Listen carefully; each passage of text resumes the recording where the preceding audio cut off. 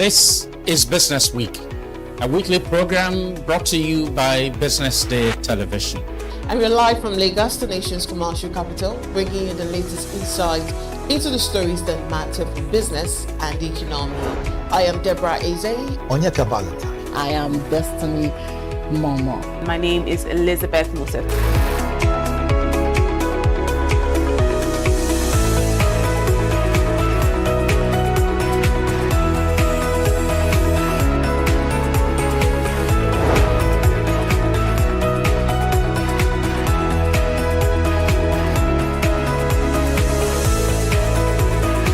When you think of business, think no more, think Business Day. I know that BusinessDay television will go places. It is the next big thing that will happen to the Nigerian media sector without a shade of doubt.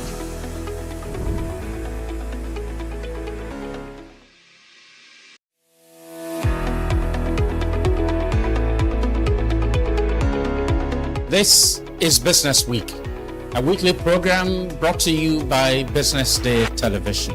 And we're live from Lagos, the nation's commercial capital, bringing you the latest insight into the stories that matter for business and the economy. I am Deborah Eze. Onyeka Valentine. I am Destiny Momo. My name is Elizabeth Moses.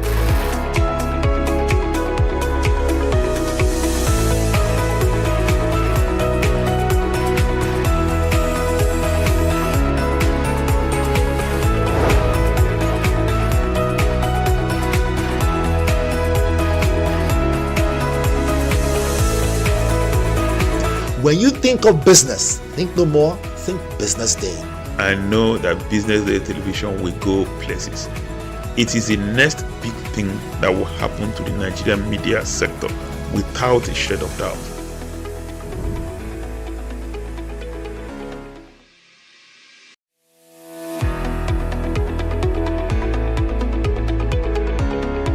This is Business Week, a weekly program brought to you by BusinessDay television.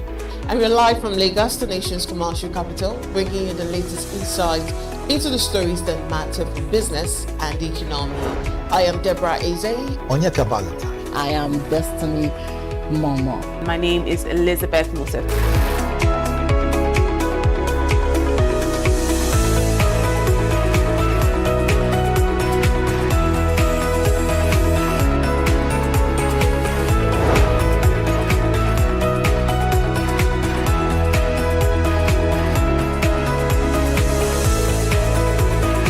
When you think of business, think no more, think Business Day. I know that BusinessDay television will go places. It is the next big thing that will happen to the Nigerian media sector without a shade of doubt.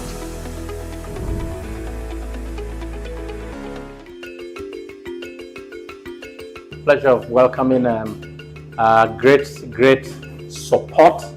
supporters and friends from INMA. He's the president, and then of course L. Wilkinson, and then Doreen is heading the work in Africa.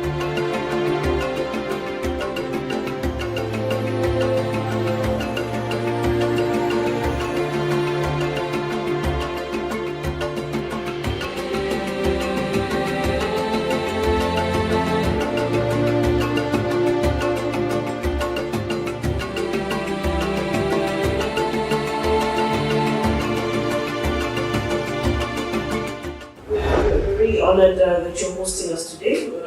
We look forward to a positive exchange of ideas and strategies to make our industry better. With me is Al Wilkinson. He's President and Executive Director of International Media Association. All right, guys. And we're happy to have him here. I'll let him tell you guys more about him and why he's here.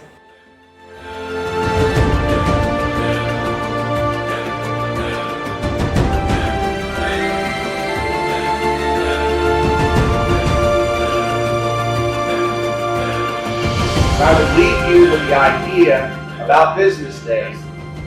No platform can take it. No AI can replicate it. No competitor can buy it. So here's a little advice. Defend it. Build it. Invest in it. Because folks, the decade ahead is going to belong to news organizations that are unmistakably themselves. They're not boring, they're not neutral. Who are you? Answer that question, you'll figure out the next one. Thanks a lot.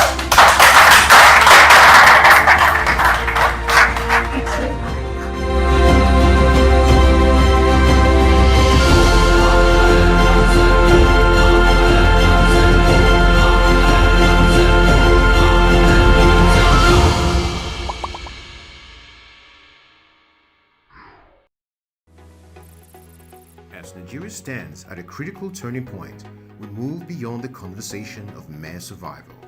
This year, Business Day presents the 2026 edition of the CEO Forum, themed From Stability to Shared Prosperity.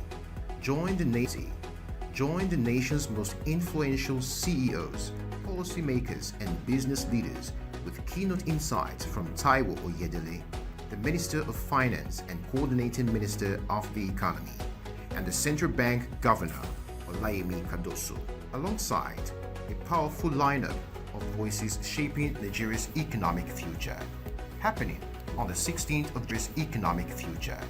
Happening on the 16th of July 2026 here in Lagos. For more information, call Uchenna on 0809.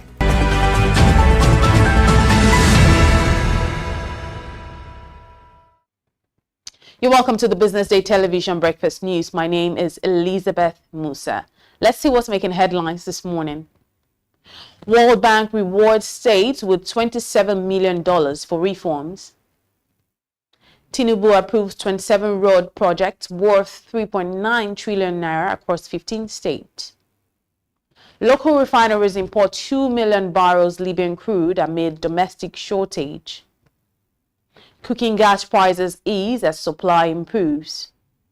Well, let's begin the news that 5 states will receive a combined $15 million in performance-based incentives under the World Bank-supported Hope Governance Program.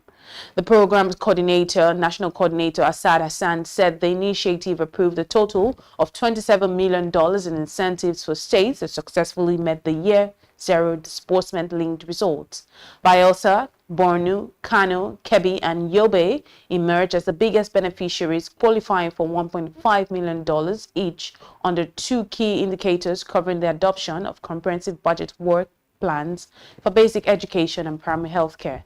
In addition, 9 states qualified for $500,000 each for adopting harmonized local government budget guidelines, while 15 states earned another $500,000 each for publishing their 2025 citizen budgets for education and health care. Hasn't identified weak coordination among government ministries, departments, and agencies as a major challenge affecting implementation, urging states to institutionalize the reforms to ensure long-term sustainability. Well, moving on, President Bola Tinubu has approved 27 road projects worth over 3.9 trillion naira across 15 states as part of the federal government's effort to improve road infrastructure and boost connectivity worldwide. Minister of Works David Umahi said the projects cover Adamawa, Benue, Cross River, Ebonyi, Ekiti, Kogi, Kwara State, Lagos, Niger, Ondo, Osun, Oyo, Plateau, Taraba, and Yobe State. Among the major approvals is the re-award of the 409-kilometer dual carriageway project in Niger State to Aliko Dangote under the tax credit scheme at a cost of 1.8 trillion naira. Umahi said the council also approved the operation and maintenance concession of the Lagos-Ibadan Expressway alongside the reconstruction of failed sections of the highway using concrete pavement. The approvals also include new flyovers, bridge projects, and major road rehabilitation works aimed at improving transport efficiency and supporting economic activities across the country.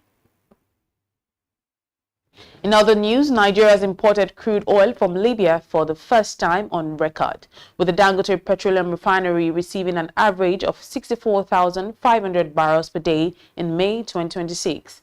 According to Libya Review, the shipment marks Nigeria's first recorded import of Libyan crude since available records began in 2013. Data from the Central Bank of Nigeria show that the exports country about 148.9 million barrels of crude between January and May 2026, representing nearly 69% of total production during the period. Refiners have repeatedly complained that high export volumes have limited crude available for domestic processing, forcing facilities such as the Dangote refinery to source supplies from abroad. The latest import also reflects changing dynamics in the global oil market, with Libyan crude expanding its presence across Africa and Europe amid evolving trade patterns. Now, to end the news, households across parts of Nigeria are beginning to experience relief as the retail price of cooking gas declines following improved product supply and lower depot prices. Marketers say liquefied petroleum gas now sells for between 1,100 naira and 1,650 naira per kilogram nationwide, with prices varying across cities due to transportation costs, distance from supply depots, and retailer margins. According to the Nigerian Association of Liquefied Petroleum Gas Marketers, the recent price drop is being driven by improved local production, increased imports, lower depot prices, and stronger competition among marketers. Industry operators remain optimistic that cooking gas prices will continue to moderate in the coming weeks if product supply remains steady and there are no major disruptions to logistics. Well, that does it this morning on the Business Day Television Breakfast News. My name is Elizabeth Musa. Up next is the newspaper review. Do stay with us.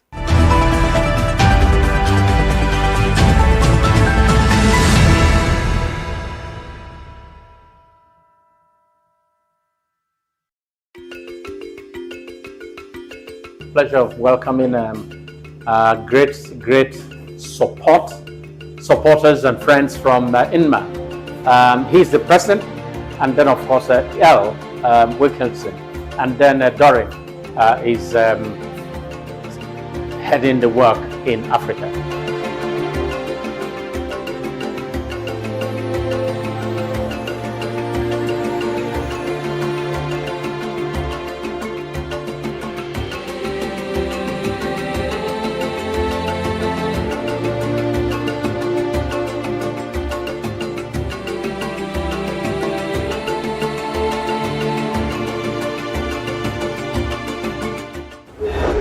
Honored that you're hosting us today. We look forward to a positive exchange of ideas and strategies to make our industry better. With me is Al Wilkinson. He's President and Executive Director of International News Media Association. All the way from Ghana. And we're happy to have him here. I'll let him tell you guys more about him and why he's here.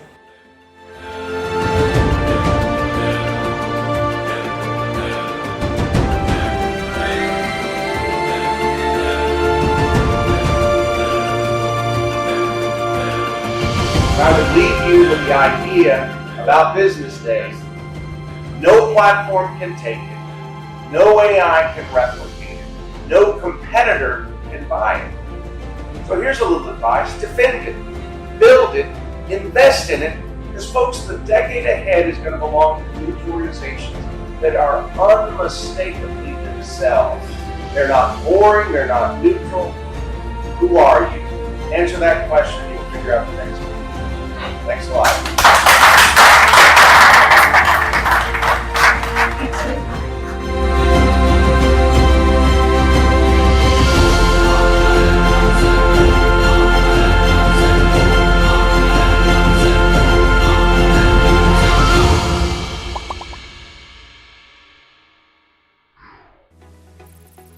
As Nigeria stands at a critical turning point, we move beyond the conversation of mere survival. This year, Business Day presents the 2026 edition of the CEO Forum, themed From Stability to Shared Prosperity. Join the nation's most influential CEOs, policymakers, and business leaders with keynote insights from Taiwo Oyedele, the Minister of Finance and Coordinating Minister of the Economy, and the Central Bank Governor, Olayemi Kadoso, alongside a powerful lineup of voices shaping Nigeria's economic future. Happening on the 16th of July 2026 here in Lagos. For more CEO Forum, themed From from stability to shared prosperity. Join the nation's most influential CEOs, policymakers, and business leaders with keynote insights from Taiwo Oyedele, the Minister of Finance and Coordinating Minister of the Economy, and the Central Bank Governor, Olayemi Kadoso, alongside a powerful lineup of voices shaping Nigeria's economic future. Happening on the 16th of July 2026 here in Lagos. For more information, call Uchenna on 0809 645 3535 or Shegun on 0812 024 3167 or Daniel on 0802 756 4653. This is not just a conference. It's where conversations become decisions that shape the future of business.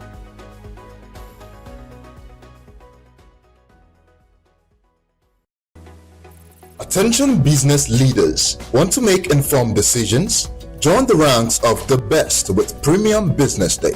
Access in-depth analysis and expert opinions to stay ahead. Subscribe now at premium.businessday.ng and unlock premium content. Plus, you get 50% off your first subscription. Don't miss out. Make smarter choices and seize new opportunities. Sign up now and elevate your business game. Visit premium.businessday.ng today.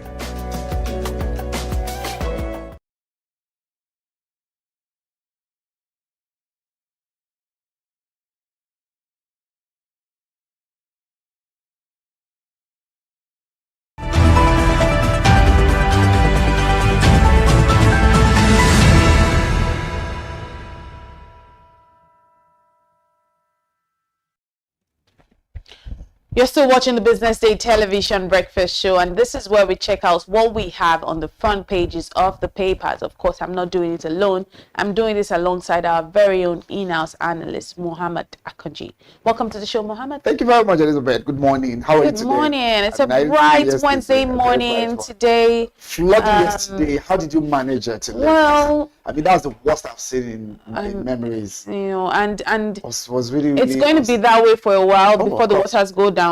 My mentor predicted maybe especially for the places, that one today's evening. For the places that it's rained. You know, Sunday, but yesterday's horn was the big. I mean, I don't know, the most unbelievable one I've seen in my life. You know, I've been on head for a while, but I've never seen that kind of rain. You know, coming down back to back, thick and fast. I think it's just like started subsiding. Somebody said perhaps this week is the rain's birthday. So I think I saw something like that too. Maybe it's not this week, but I think we're in more of July as well, and they are predicting more of such we're going to experience anyway this month. And this also maybe we'll talk about the papers. This also be able to mention two things. One, about our proper drainage system. You see some of, I mean, mainland. I've never had it in my life, in memories, that there is a flood, a flash flood on the mainland. It is usually very peculiar to the highland. We hear, okay, CMS, Ajah, you know, Lekki, Ekpe Expressway. But this time around, we're talking about the mainland as well. Go to Oshodi, go to Mushin. People were floods, buildings were sacked, roads were submerged. And you see some of those things. And that also tells you that almost no one should feel like you are exempt unless you're not in the country. No one should feel like you're exempt. Really, it tells a lot about, and this is an infrastructural problem that unfortunately I don't know what can be done now, because I mean, even the good book says if the foundation is faulty, what can the righteous do? So it's something that has to do with a faulty foundation. So unless they want to say, you know what, we want to demolish the entire Lagos and start building again. I don't think that is anyway. But if not, even the coastal way that was supposedly created that exactly what led me to the second thing. To give us more and relief in terms of traffic. The coastal way is also the coastal way has also led to more flooding in areas. Do you know that? I saw that. I think I even saw some of your posts, but I have not passed through there. But that's why I said two things: infrastructural challenge, maybe proper planning, and the second thing is attitude. You imagine that people deliberately dump refuse indiscriminately. Most of those things block the highways. So what are the regulators doing? Yeah, that's exactly. The city is very dirty. Unfortunately, I'm not one of the people that trashes it. I don't even in my house. Like, it has to be in a designated bin. Lawma comes to. But unfortunately, this is one thing that I'm very passionate about. I hate how dirty Lagos is. Lagos is dirty. It's a dirty city. Like, I come out, like, if you're within your neighborhood and everything, it's fine. But when you go out, you're like, how do we manage and how are we living? This city is not even hygienic to stay. People. And then there are people buying food on the roadside, buying food. Like, it's not, like, it's highly unhygienic to live. So where are the people, you say, oh, people are doing discrimination. Where are the people supposed to ensure law and order? Where are they? So I think what are they doing? The commissioner today, Tokunbo Wahab, for environment in Lagos State, is actually coming out to be able to do like a press conference to also address the press today, because I think it boils down to this. But what I was able to mention is the fact that there's also this attitude in halls about, I don't care, it doesn't concern me. Now, most of the dividers that were done on Lekki Ekpe Expressway, I think that's a typical case, because I know I apply there quite every day. You see people, you see heaps of refuse, and somebody from his car will be driving, right? We just fling it all the way from there. Because as much as we blame the regulators as well, we also need to be able to own up to ourselves. Now, the Mushi case that happened yesterday, where the spare part, that you see people who were actually, scooping water out and then taking it out.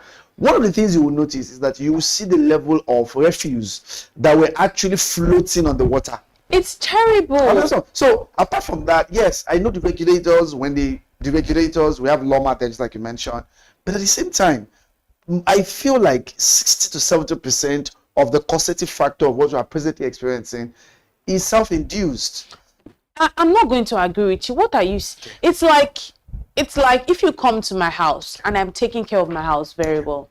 It's only if you're very silly, and I'm going to have to tell you, like, you don't do that. If you come into my house, you see how my house is totally in order. You would, if you're a rough person, you would, you want to pull off your shirt, you'll be like, Liz, where can I hang it? Without instinctively, you're going to ask, have to ask me because of how everything is in order. And that's what I'm saying. The Lagos looks very dirty. It's not people like me, certainly, who have not trained. But many people just feel like this place is already there. Like, it's already started. Like, let me contribute to that. Nothing is changing. When you're in Rwanda, even the Lagosians there, nobody needs to tell them, oh, it's a behavioral thing because of how clean the place is. You're not even thinking, it doesn't even cross your mind because of how clean. That's why I said that thing about if your house is clean, if it was already in order, the people that are in that place will want to keep it in order. That's how it is. The way you treat yourself, people think, okay, this person is deserving of respect. If a city is in order, like, you want to take care of that city because you are proud of it. When you want to even in a bus, you see how, like, even as little as groundnuts, that's little that you're like, oh, I mean, if you step on it, if it's like a seed, like you feel like if you step on it, I mean, it will crush, and then it doesn't matter. Everywhere is so smink and span that you don't even want to think, let me even put a seed of ground. So Ross, I know, I love the analogy you read out here. Okay, somebody came into your house, saw how well neat and arranged it is. But I had an experience, and I was in Lagos Business School, and I can tell you that these are professors that came for an inaugural lecture one day, and then we had, was it a cocktail? I remember, yes, a cocktail. And it was marveling that these are professors. Maybe they came from Federal University, I don't know if to mention them. And you saw how the environment was. I was even asking us. Now, they were in the school. Most of them finished their things, their napkins, and they kept it well. And they stepped out of the gate, just a gate. It is not, I'm talking about if you look at a gate. And most of them took a bottle of water and threw it out there. Fine. The way you see the environment, but what I'm saying here is, I think it takes two to tango. Just like we have it from the regulatory side. How else as well? Because this morning as I was coming, you still imagine that people are still dumping all this refuse. Because people don't even have where to dispose. If you are in on Lagos Road, you're going to search for a bin where you can be able to trash for the longest before you would even say a bin. And they're supposed trash places. The Lagos where former Governor Fashola was Lagos State Governor, I really appreciated that Lagos. shout out to the governor now, Mr. Governor Sanwo-Olu, but I really appreciated the Lagos when it was Governor Fashola. He tried his best. That was when Loma was everybody was like, the fear of Loma is beginning. You remember then now that people are Loma Timbo. It was something, and that is how you. It's like, okay, that's how you sweep clean. Like, I did that analogy of, if my house is like this, okay, now say my house is now scattered, but let's say my house was scattered, and in your mind you're like, this house is organized person. I don't think I should do that. Okay, right? Should I not be able to contribute to it if it's scattered? So which shows that I lack it myself when I'm coming. No, if I am actually my house is scattered and my house is in disorder and I'm an organized person. No, I'm talking about I came to visit. Yes, and you are an organized person. I can just decide to damage it. I feel more scattered. I can't even. That's what I'm trying to say. Because if a place is already, if you came into the studio and it's in disorder, you're going to it disorders you too. Okay, so I'm not saying that, but maybe I should not contribute to it as well. You can't. No, you can. How many Nigerians? 230 million people. You can't. Exactly. You can't control that. And that's where that's why there needs to be serious regulation, because even trying to control 10 people or trying to lead 10 people or trying to it's a difficult thing. So there has to be strong regulation. There has to be a mindset of this person needs to be there. So you can't say, this person. Do you know how dirty? Even the soap, if the place you want to, I'm so angry about this. Like, this is something whenever I'm like in neighborhoods, I'm so irritated. I'm like, how is this place so dirty? And it's worse when it rains, because sewage. This is what exposed us. Sewage. You're smelling it. You're smelling. It's not fresh. It's not even fresh to live here. Mortality, and that's why the mortality rate is going to be it's very low. Because the city, we have to move on. Well, let's see what we have on the front page of the paper, because we can dwell on this over and over again. But let's see what we have on the paper this morning. On the front page of the BusinessDay paper this morning, something around insurance is on the front page, and I'm always excited to see the world of insurance, right? The big story says investors pour over 100 billion naira into Nigeria's insurance bet as recapitalization enters final month. So July is literally the final month for this, and then that's the biggest story on the front page of the BusinessDay paper this morning. Then again, it says, why Naira is at a 3-month low despite rising dollar liquidity. And in the world of education, says JAMB faces unbundling calls as Oloyede's exit nears. And on page 31, says heavy rains trigger widespread flooding across Nigeria's commercial city, cripple businesses.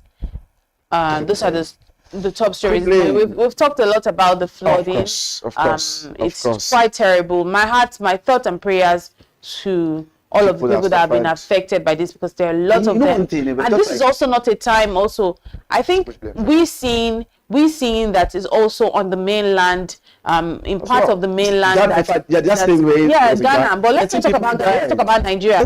So it's a place that this rain was actually caused in the Philippines. 30 died in Ghana, 10 died in Philippines. I'm talking about the same rain around the same time. The same rain. What is really making it? So no. That's a question. I think let's focus on Nigeria. Yes, it's happening. There's flooding there's a lot of rain in Ghana and this thing. But that of Nigeria is an infrastructure. Rain is bound to happen. It's natural. It's natural. We're expecting rain. We're expecting sunshine. We expect all of these things. But why is it flooding in Lagos? Because it's raining in Cross River State too. It's raining. Why is flooding in Lagos? Because of the infrastructural deficit that we have in Lagos State. And with the coastal way, there are even neighborhoods like Ologolo. I've seen friends in Ologolo saying that their house had never flooded before, but now with the coastal way, because the coastal way it was built high, meanwhile houses are low. So now it means that they are now flooding. I saw this lady, Kosi Babi. I don't know if you know Kosi Ojako. She used to be like very popular back then.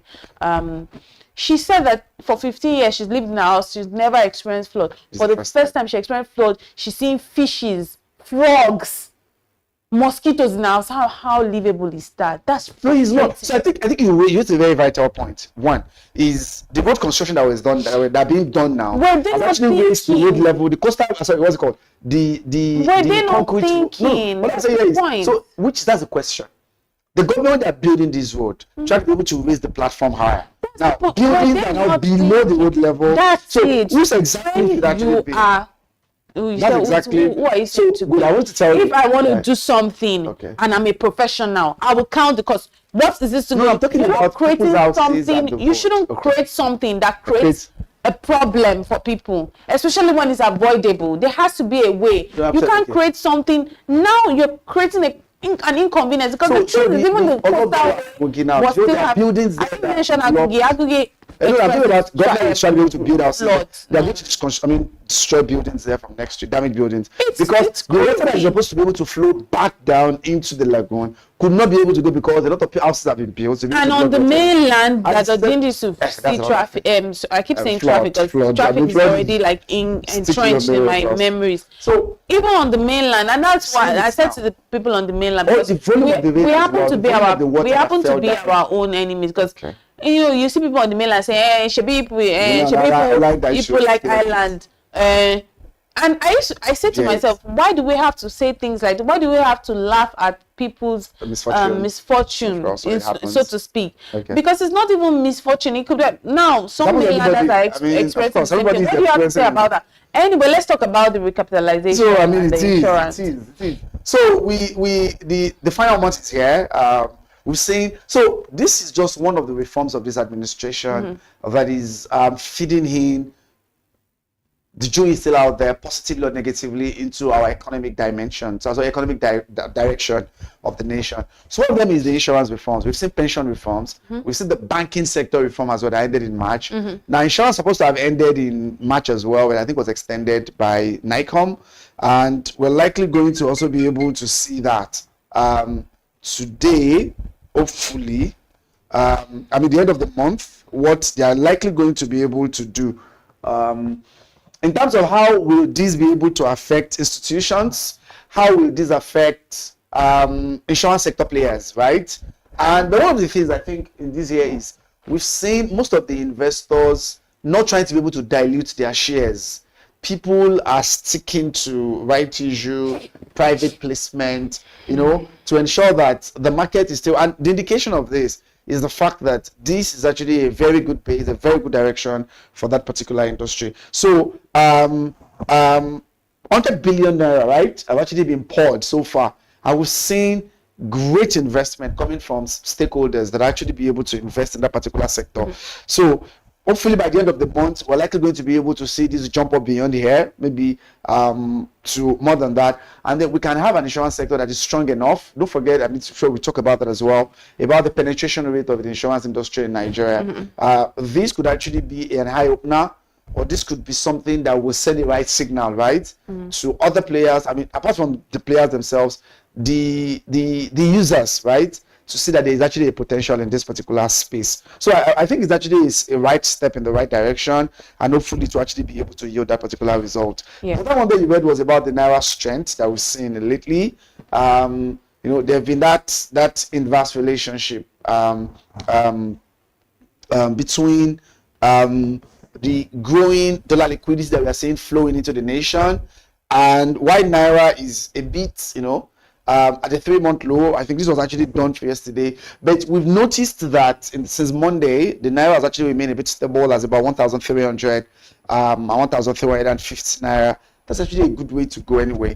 Ever since the 60-day peace deal that was actually signed between US and Iran, we've seen some stability in the oil prices that have actually been able to allow us to getting some revenue from oil. Then we have investors, just like we said. Most of the foreign investors have actually been able to increase their foreign portfolio stake, in Nigeria. And that's actually a very good thing as well that we're actually noticing. And finally, was really about the JAM story that I think you read as well. Professor Loide You know, his tenure is actually ending, I think this month, if not last month, that just ended. And what we've noticed is there were calls, you know, that maybe JAM as an institution, we need to be able to unbundle everything, right?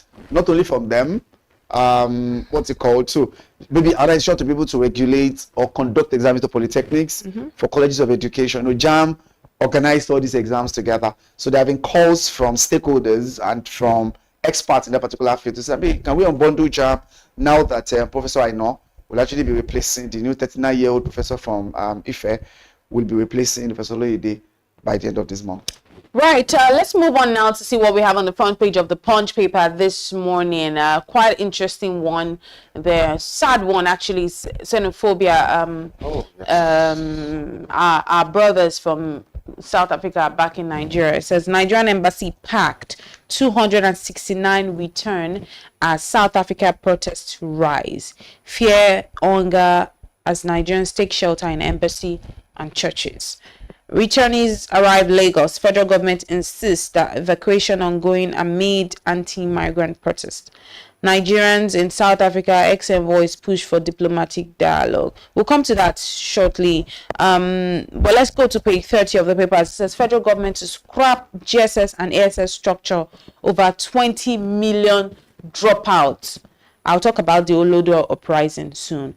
And then on page 7, it says Borno abduction. Parents list 36 missing children as youth protest.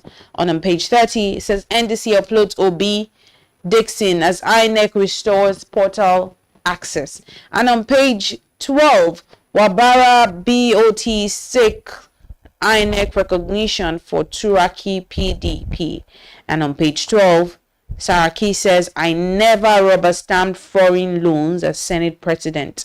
On page 4 and 5 of the Punch papers, this one says floodwaters submerge homes, disrupt power supply in Lagos. That's the sad part of when it rains in Lagos. And on page 22 says discos earn 801 billion naira despite persistent blackout. 801 billion naira, not hey gosh, not millions, not thousands. Anyway, let's move on. Page 21 says marketers reject fuel pricing, curbs threaten shutdown. And on page 7, it says 79,323 killed, 34,773 abducted in Nigeria in 6 years. This is not good news. Oh my on God. Any front.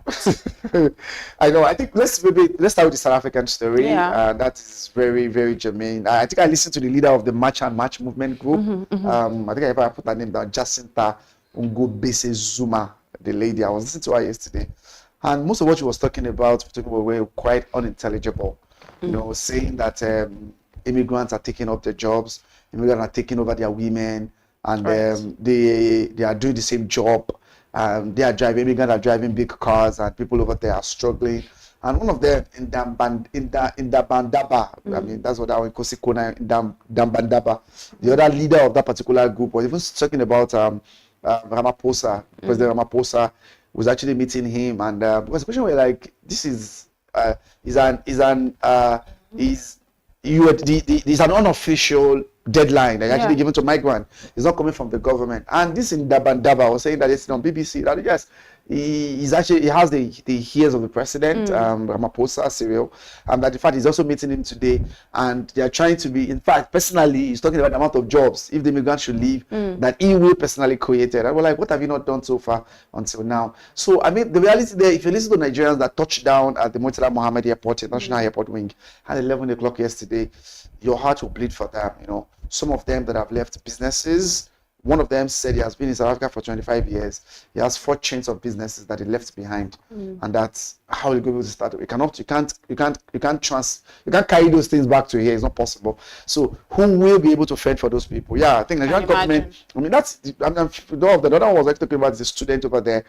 We had the Nigerian Diaspora Commission, the Federal Ministry of Foreign Affairs, trying to say what they are going to do to be able to settle them. I think onboarding them back into the nation.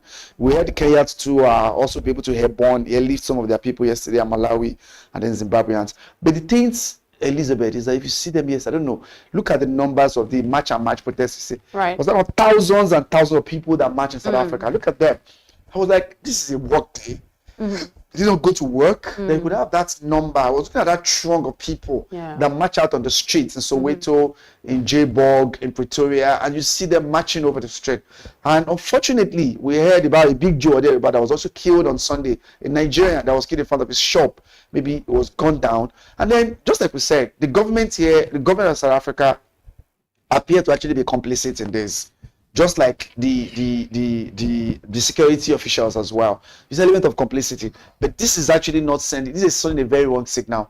We as African brothers, what we made to know was that we are, as Africans, we stand for ourselves. Yeah. There's that brutaliness.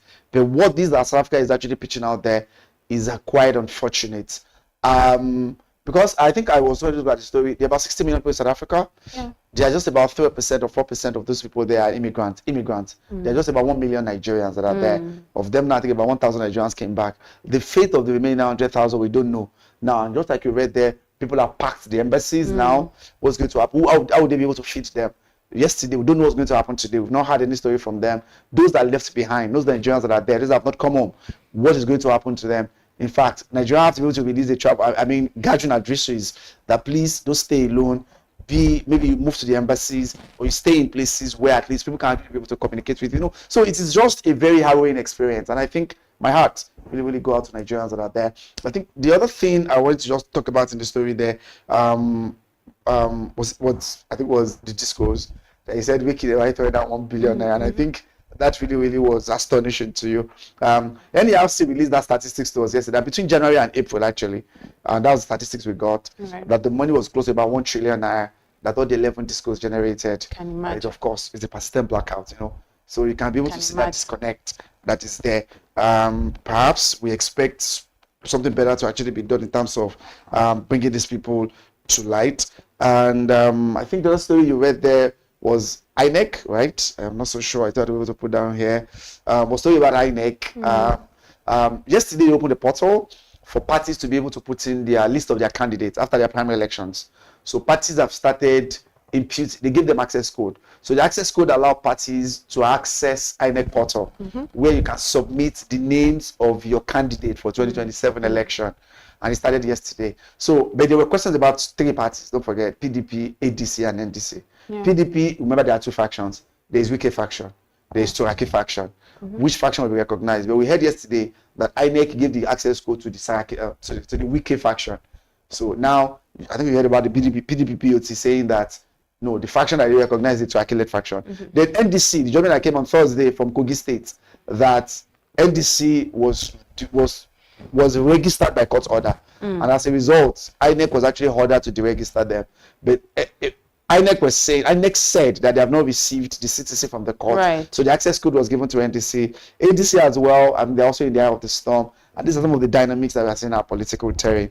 Of course, as we gravitate toward 2027, a whole lot of all these things actually able to come to light. Right. Let's see what we have on the Vanguard newspaper this morning. Still on flood, as I expect. It says, flood in Lagos. Floods sack homes, paralyze commuters and commerce. And then in the world of finance, the finance minister defends federal government's borrowing, seeks commercial dispute tribunal.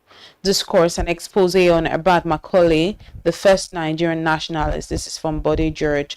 And on page 5 of the papers, it says evacuated Nigerians, federal government to seek compensation from South Africa for abandoned properties.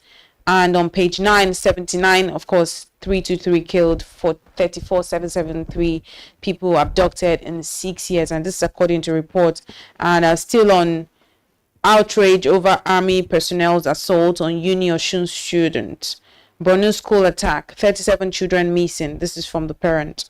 And on page 8, United States Supreme Court blocks Trump's bid to end birthright citizenship. But I think we'll just talk speaking on the flood, I think we'll probably overflog it because we've talked about it a lot. Well, of course. No, I mean, it's obvious. A lot of us see it. I'm sure even in our papers today, Business Day, and other papers also carry it as well. You are seeing the pictures. Those are, I mean, the and this is putting it mildly. It's worse than this. There are cars that are literally almost swallowed. So this means that now in an economy that there's money. I think I tried to be able to look at the volume of water that came down yesterday. And this guy said, I've never seen it in a long while. I'm trying to be able to what was actually that volume, because that is unbelievable. Sunday rain and that yesterday's rain was actually unimaginable. So when I started hearing, it was the same thing in Ghana as well and Philippines, I know like something is really, really wrong. I mean, something must actually be happening. And maybe that would lend credence to your statement about maybe this week was Rain's birthday or something. For it to actually be able to, spread around other jurisdictions like that. So I think it is very important. The other thing there was about borrowing. I think you should mention. I don't know whether you have the story there, because World Bank just announced yesterday that they will stop borrowing to China, for example, by 2031, and that to China 2031. The Minister of Finance to give a very good justification for the borrowing of this administration and what they're actually using it to be able to do. I'm sure that our readers will be able to get more information about that from the stories. The other thing there was the Borno attack. Unfortunately, the student went for in a place called Lassa, where the word Lassa fever came from. So there's a village in Borno State. The Lassa fever that we talk about is a village, in fact, it's a local government in Lassa village. Sorry. So the student went for NECO exam on Monday. And unfortunately, we heard that the terrorists attacked them, the kidnappers, attacked the school on Monday. But of course, our men of Operation Adikai, men of the Nigerian military, our troops, our gallant troops, and the Nigerian police force went after them, and we saw that about 10 officers were rescued, even though a student was killed and a teacher too was also killed in the process. But I think now when we are doing the head count, right? The head count is now giving us the actual thing that actually happened. We're saying 30-something students are still missing, and that's quite unfortunate. Yesterday when I heard about the story of, these people have been rescued, some of them came back and we saw that, but unfortunately some other students, but there were questions that maybe some of those students, bolted and then ran into other local communities. We hope and we actually pray for their safe returns very soon. But the parents are actually saying 37 of them are still missing. We pray and hope that they will actually be able to return home as soon as possible. Hopefully. We've seen what we have on the Business Day paper this morning. We took a look at the Punch and we took a look at the Vanguard. But we'll see what we have on the catching of the day this morning, still on the Business Day paper. I think it's quite interesting to see what we have there. That's a caricature image of the president of the country, President Bola Tinubu, sitting with a plate filled with a very sumptuous meal, chicken, rice with a fork in hand, and then he's trying to touch reality, but he can't touch reality. Now, the picture of reality there, the image of reality there is someone who is starved, almost like a skeleton with his ears cleaned out, with a bowl of reality, obviously, showing that that's reality, but he can't touch reality. And you see, when you're so divided from disconnected from reality, you think that you can't touch it. So when they're saying to you XYZ thing is happening, you probably, when you can't touch it, you can't relate.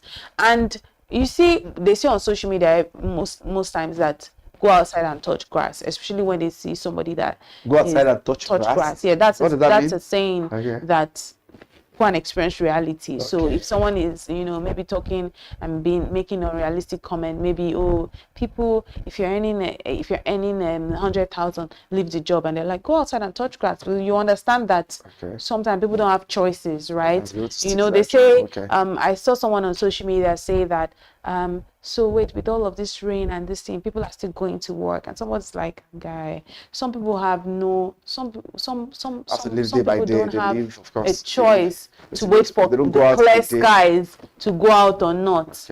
Regardless of the skies clearing out or not, they have to go out, and that's why we say, and that's why that's saying go outside and touch grass work. So our government needs to go outside and touch grass. Maybe what I saw here is element of disconnection from reality, and just like I think you lay credence to it. But because I think it's very important. Can we say, just to ask, can we say that the government is in a bubble? I feel like everything is rosy. They need to go outside and touch grass. Because I felt like so if the government is actually living like that, because I start to be corrected. So you say government is living in a bubble, I feel like everything is rosy and all Nigerians are enjoying and everything is good. Then I feel like I think it would actually be unfair, right? And it would be counterintuitive for Nigerians, for our leaders to feel like everything is actually rosy. So, but I think that's what we're trying to be able to say there. They need to be able to come down to the bottom of the pyramid and see how average Nigerians actually feeling. Yes, right. We'll need to go on a break right now. We'll be back to see what we have on Business Money. In the meantime, everyone must go outside and touch the grass. We'll be right back for more in a few minutes. Do stay with us.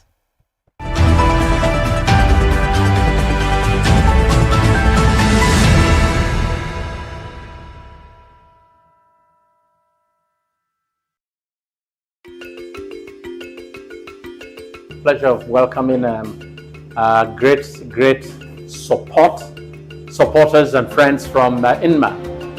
He's the president, and then of course L. Wilkinson, and then Dorin is heading the work in Africa.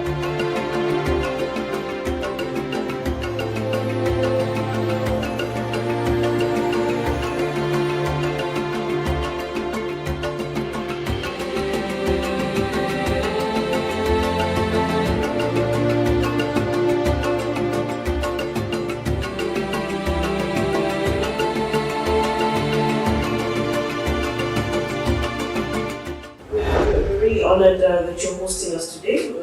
We look forward to a positive exchange of ideas and strategies to make our industry better. With me is Al Wilkinson. He's President and Executive Director of International News Media Association, all the way from Ghana. And we're happy to have him here. I'll let him tell you guys more about him and why he's here.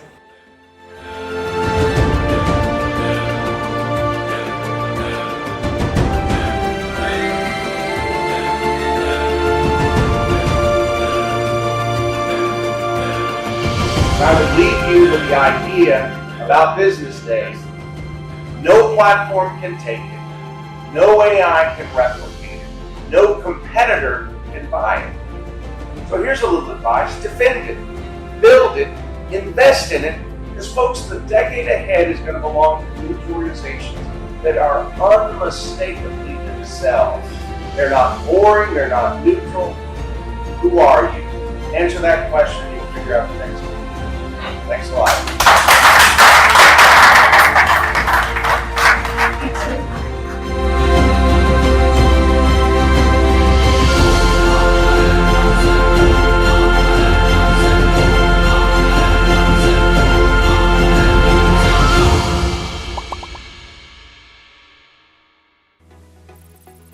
As Nigeria stands at a critical turning point, we move beyond the conversation of mere survival. This year, Business Day presents the 2026 edition of the CEO Forum, themed From Stability to Shared Prosperity. Join the nation's most influential CEOs, policymakers, and business leaders with keynote insights from Taiwo Oyedele, the Minister of Finance and Coordinating Minister of the Economy, and the Central Bank Governor, Olayemi Kadoso, alongside a powerful lineup of voices shaping Nigeria's economic future. Happening on the 16th of July 2026 here in Lagos. Nigeria stands at a critical turning point. We move beyond the conversation of mere survival. This year, Business Day presents the 2026 edition of the CEO Forum, themed From Stability to Shared Prosperity. Join the nation's most influential CEOs, policymakers, and business leaders with keynote insights from Taiwo Oyedele, the Minister of Finance and Coordinating Minister of the Economy, and the Central Bank Governor, Olayemi Kadoso, alongside a powerful lineup of voices shaping Nigeria's economic future. Happening on the 16th of July 2026 here in Lagos. For more information, call Uchenna on 0809 645 3535 or Shegun on 0812-024-3167 or Daniel on 0802-756-4653. This is not just a conference, It's where conversations become decisions that shape the future of business.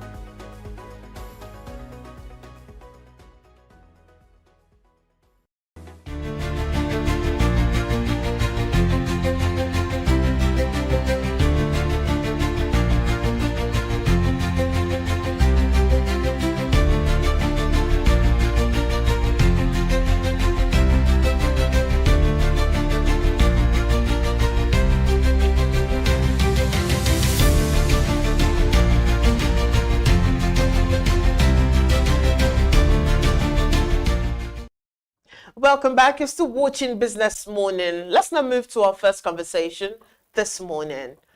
If you've ever visited a website on your phone only to find tiny text, broken layouts, or buttons that simply don't work, chances are you didn't stay for long. That's exactly why businesses today can no longer afford to ignore mobile users. With smartphones now accounting for the majority of internet traffic, having a website that works seamlessly across all devices isn't just a nice feature.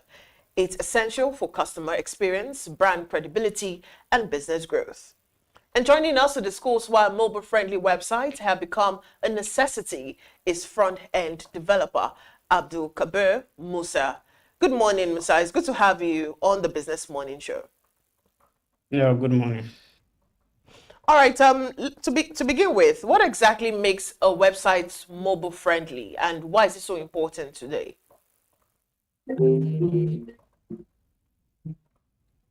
Yeah. To put it in a single word, a mobile friendly website is a website that it's completely easy to access, and it's it is friendly to access, whether you are using it on a mobile phone or a tablet or a desktop. It doesn't matter. So it should users should have equal experience accessing such kind of websites within different devices. So, and when user clicks a certain button, it should actually work. When user navigate, it should actually navigate. Fonts should actually be easier to access, and completely many other features, because there are tons of features that actually contribute to a perfectly responsive website or friendly website. So we'll be discussing a lot along the way. So that's just the simply put of it. You know, we've seen a dramatic rise in smartphone usage. So how has this changed the way businesses should approach their online presence? Yeah, when it comes to websites, when it comes to businesses presenting their businesses on the web on their personal websites, so there are tons of ways of how they should present their website, in the sense that a website, it's no longer an optional tool for a business, for a standard business. So it's one of the roots, or one of the roots that contribute to how businesses present itself, and how their customers can value them. So it's very important. It's very important that a businesses shouldn't think of a website or their personal website as an optional or as an alternative. It's something that they need to take as much as important, very important, as the way they take their businesses on the social platform, because there's a lot of businesses out there that think of website as an optional tool, and they just feel like social platforms is the right way to go to present your business, whereas both sides are very important, and they shouldn't think of their business website as something that is optional. So speak to us about the impacts that, you know, a responsive website have on customer engagement and ultimately on sales. Please, can you come again? Yeah, I said speak to us about the impact that irresponsive websites have on customer engagement and also on sales. Yeah, there's a lot of ways irresponsive website contributes to business and sales. So first thing to start with, when a user or a customer, because in terms of developer we call everybody users. So when a user comes to visit a website and first thing they tries to load a website and it's taking like a minute to load. We have different kind of users. Such kind of delay, just a minute for the first page to load, it can really get some user frustrated and leave your website. So it contributed a lot. Assuming now that you have a good and tangible with a good price on your website, so on your business website, right? So users don't actually get to see that because they got frustrated about the page load, the first point of the website. So first thing, that issue has silently died. The business owner won't know about it. And the second thing is that the business owner has lost another customer due to the fact that their business, their website takes longer to load. So it contributes a lot to it. What I just gave now as showcase how it contributes to a business and how it contributes to a sales, because business owner just lost a sales they should have gotten from a customer with that day. So and that such kind of user might not come back to visit that website because the experience is there. I feel the person will feel like, oh, I've already visited that website. The website is extremely slow. So in such kind of case, the customer will just go to a competitor. So and when the competitor has much more good experience, like the page loads faster, they can easily navigate within the website. So that experience stick to user, and user will feel like this is my sure plug. Whenever I go there, it's a one click and everything is done within some few milliseconds. So that experience is different. Everybody has this. So that experience, nobody will try to be using a tool that takes up to 10 minutes. And when there is a better tool that takes within 2 minutes, and the experience is completely different. But this one is faster, and this one is slow. A business owner should look into their personal website, their business website, and make sure that they contribute a lot, like they invest a lot and monitor their personal website so that it can become very fast and they can easily convert user with the websites.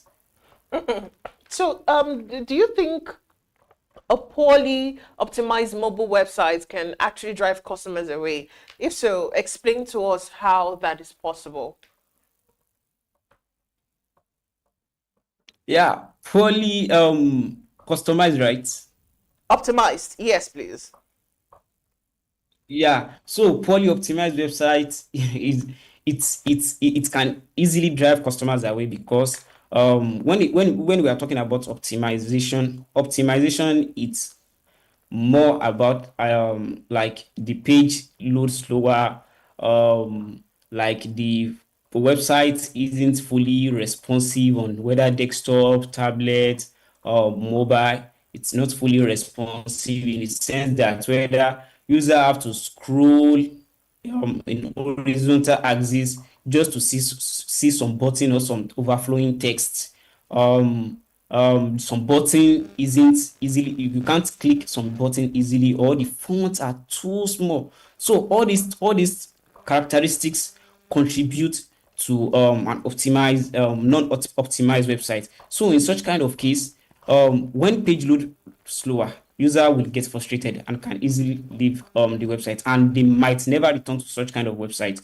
So and when text is very small, we have different eyesight. I don't know how I'm going to put that. So we have some users that they don't like a very tiny text on a website, so they can't see, like these are our old moms. So they can't easily see a very tiny text on a website. So when they visit such kind of website and they see that this text is very small for them to read, they just leave the website immediately. So such kind of thing, for a business owner that who needs all customers that visit their website to actually convert to a sales for them. So they need to take all these characteristics into contribution, or they need to take everything into account when they are building a sustainable website. So they need to think of how the font looks and many other things, and how and make sure that buttons are actually keep clicking. And when you look at this experience, whether users have already selected the product and they click on the checkout button, then the checkout button doesn't work. So immediately, such kind of user will never return to such kind of website, because that experience will stick to them. They'll feel like, I've already clicked on the checkout button, the website is not working. So such kind of thing can actually drive away customers, and eventually they are also losing a lot of sales. So that's complete optimization of websites. And when we talk about optimization is not a one-time stuff. Like you have to do it one time and just forget it and just keep the website running. So that's not it. It requires continuous contribution or continuous maintainability of the website. So you have to keep checking the website regularly, page speed load, text button functionalities, and how text are and other things are being presented, so that you will business owner will always make sure that they are giving their customer the best. So So what would you say are the most common mistakes that these businesses make when they're designing or trying to maintain their websites? Yes, one of the common mistakes most business owner makes is that most of them think of desktop first, and some also think of beautiful, like how it looks. And when you look at people that have real business solutions in mind, they really don't think about how the website looks at first. They only think about how will the user experience feel like how users feel when they are using their tool, how users feel like when they navigate within the platform. And now let's think of this scenario whereby user want to check out, then they have to take like 10 steps, like 10 actions before they can check out within your website or within your business. So that actually is weird, because when user immediately see what they want to actually get or what they actually want to buy, they just want a up to 2 clicks and everything is done. So but your website is trying to frustrate users. So that actually is a bad experience, totally. So users doesn't need, or they doesn't want such kind of thing. And when you look deeply into it, businesses, users, when building a standard business for a real user. So that's very important, because building a website is not about thinking about yourself and how you are going to use it. You need to think about how your users are going to use it, because we have different kind of users out there. So you have to take different experiences into, or different data into consideration. How this user will feel when using this product, how this user will feel when using it. So it's very or highly very important that we need to consider different users' perspective when using our product, so that we can give them the best experience. So your users don't have to get frustrated when using your product, and they can easily locate or find what they're actually looking for. So most of business owners, they did a lot of issues by thinking the product is being built for them, whereas they didn't consider that their end users are the one that will be using it, and they are the one that will be paying for the product actually. So because that's actually why I said building a product is not about thinking about yourself. You need to consider how user experience it, how users feel about things, how they think of different things, because users saying things on the website, they think of different things. So some people might see a button and they feel like, oh, this when I click this button, it actually takes me somewhere, or it actually does something. So all these things, they are very, very tiny thing. So but for a business owner, they have to take everything into factor when building a highly scalable user experience when for their product. So that's just highly it. Some small business owners, they believe that, having a social media page is more than enough for them. Do you think they still need a dedicated website, even when their social media page is doing the job? Yes, I highly believe that both end is actually very important. Having a social media platform where they can express their products, and having their own personal website, both is very highly important, because social media is great for visibility and conversion, but you don't actually own that platform. The rules can change overnight. An algorithm update can bury your post. So an account can get suspended anytime when we look into it. So because you can't, we have a lot of accounts that a lot of people have experiences, even though personal socials, like different people have experienced different things on social media platforms. So you did not actually own the website. So for example, or for instance, on Facebook, you didn't nobody Facebook is owned by Meta, so businesses are just there to express and just give their businesses visibility. So, but that's not the case when it comes to a website, because a website is like a real estate you completely control. So it also build more credibility, because when you a serious customer will often check if you have a proper website. So they will often check if you have a proper website here. So before they fully trust a business. So when but within our Nigeria here, most people just see people on socials, but standard or for a standard business that has that has their own personal website. So people trust such kind of business far more than a website than a business that just have their presence or their visibility within the social space. So, and I always tell people, use social media to bring people in, but have a website to convert and keep them. Yes, because when we look into it, the data on on your social platform are being owned by the platform itself. Like for on Facebook, the data, everything, all conversions are being displayed and owned by Meta.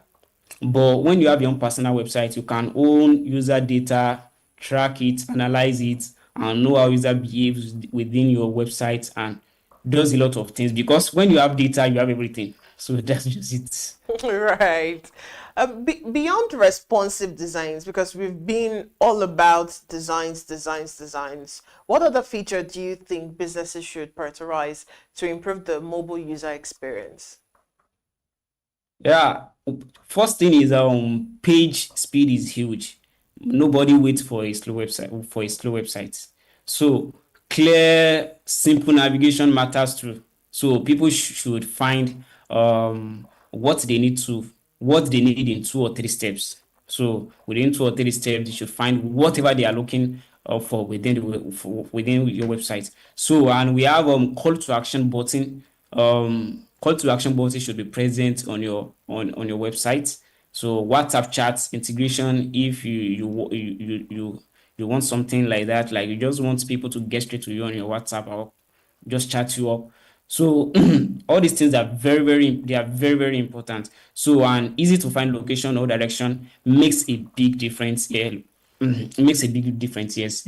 So assuming now that it's a physical place and user just wants a map location, so that it can direct them to your shops or your location. So it's all these things that are to be considered, and they are also one of the way to give your users great experience when using your product. So, and honestly, just cutting clutter, mobile screen are small, and so every unnecessary element competing for attention is resulting. So you have some text on your website that doesn't add anything or any value or doesn't tell your customers anything. So such kind of text is unnecessary on your platform. So you just want all every piece of information on your website must add something to your business or must tell users, you must tell your customers something about your product.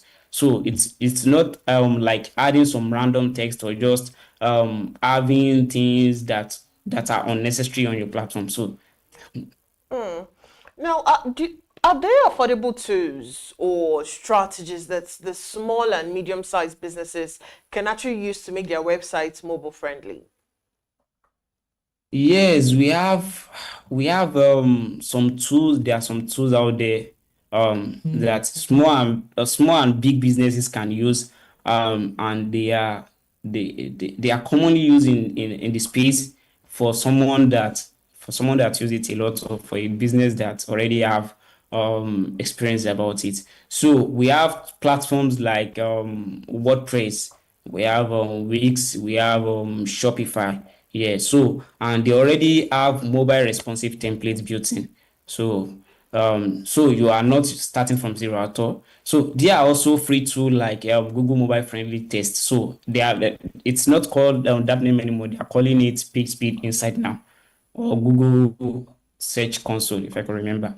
So those tools tell you exactly what's wrong with your current site. So they tells you exactly what's wrong, whether it's on you mobile responsive or mobile responsive tablet, desktop. They tells you everything. So for businesses on a tighter budget, so even partnering with a local freelance web developer, so for a one-time setup can be far cheaper than people assume. So and that actually pays a lot. It pays a lot. It pays because when you have a tighter budget, you can just pay a professional freelancing developer who can easily help you to set up a professional one, and the website will be easily it will be up there and everybody can the experience will be different from not having anything, or does not set up, you didn't set up anything for your website. So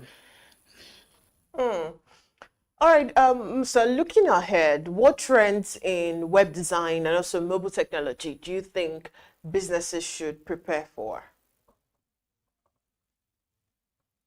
yeah, a few things are coming fast.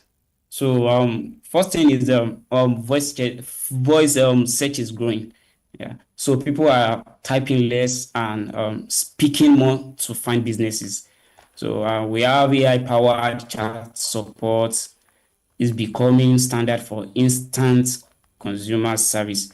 So we are also seeing more app like websites experiences that work seamlessly even with weaker internet contribution or weak internet, weak internet connections.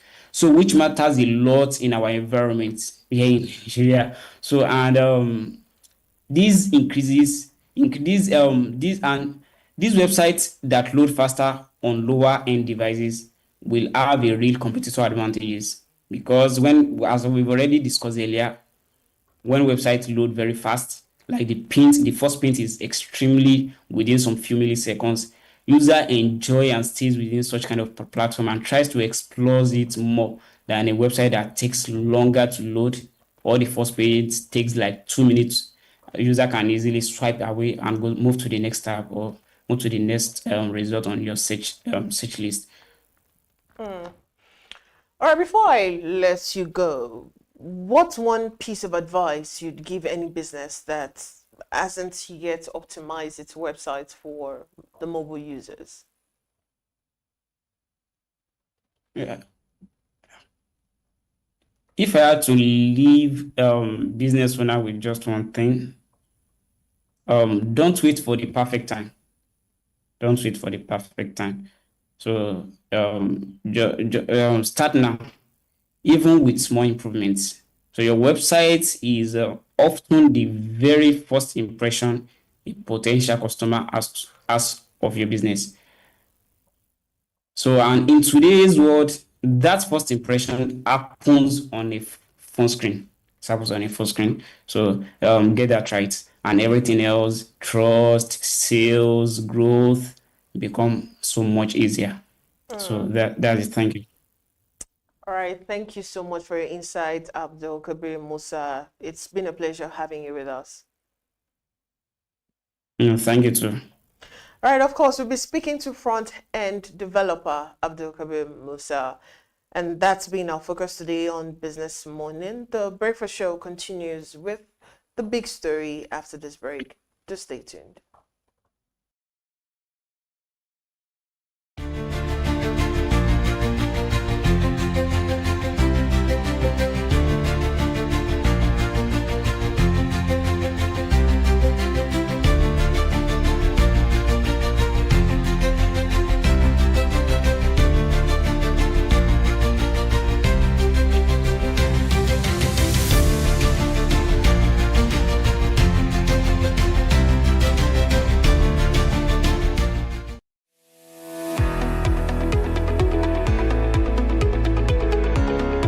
This is Business Week, a weekly program brought to you by BusinessDay television. And we're live from Lagos, the nation's commercial capital, bringing you the latest insight into the stories that matter for business and the economy. I am Deborah Eze. Onyeka Valentine. I am Destiny Momo. My name is Elizabeth Musa.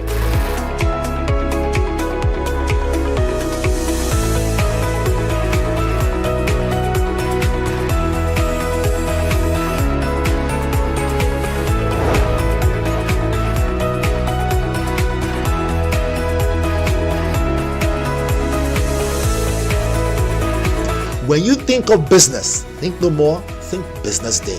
I know that Business Day television will go places. It is the next big thing that will happen to the Nigerian media sector without a shade of doubt.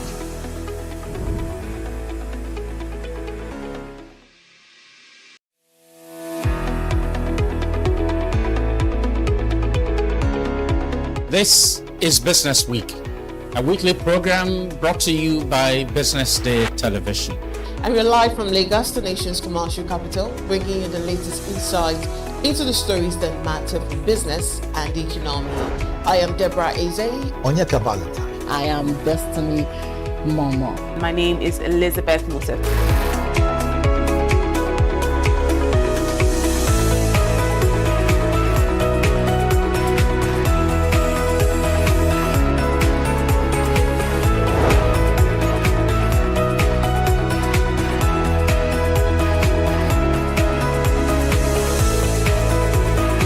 When you think of business, think no more, think Business Day. I know that Business Day television will go places. It is the next big thing that will happen to the Nigerian media sector without a shade of doubt.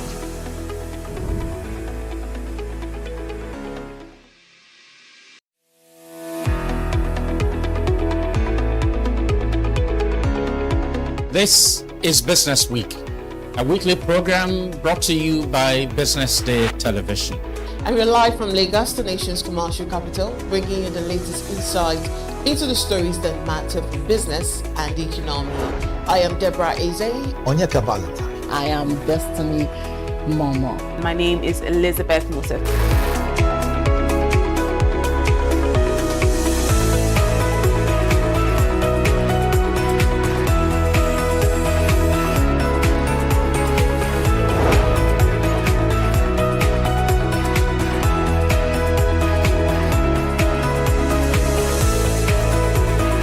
When you think of business, think no more, think Business Day.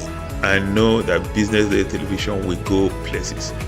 It is the next big thing that will happen to the Nigerian media sector without a shade of doubt.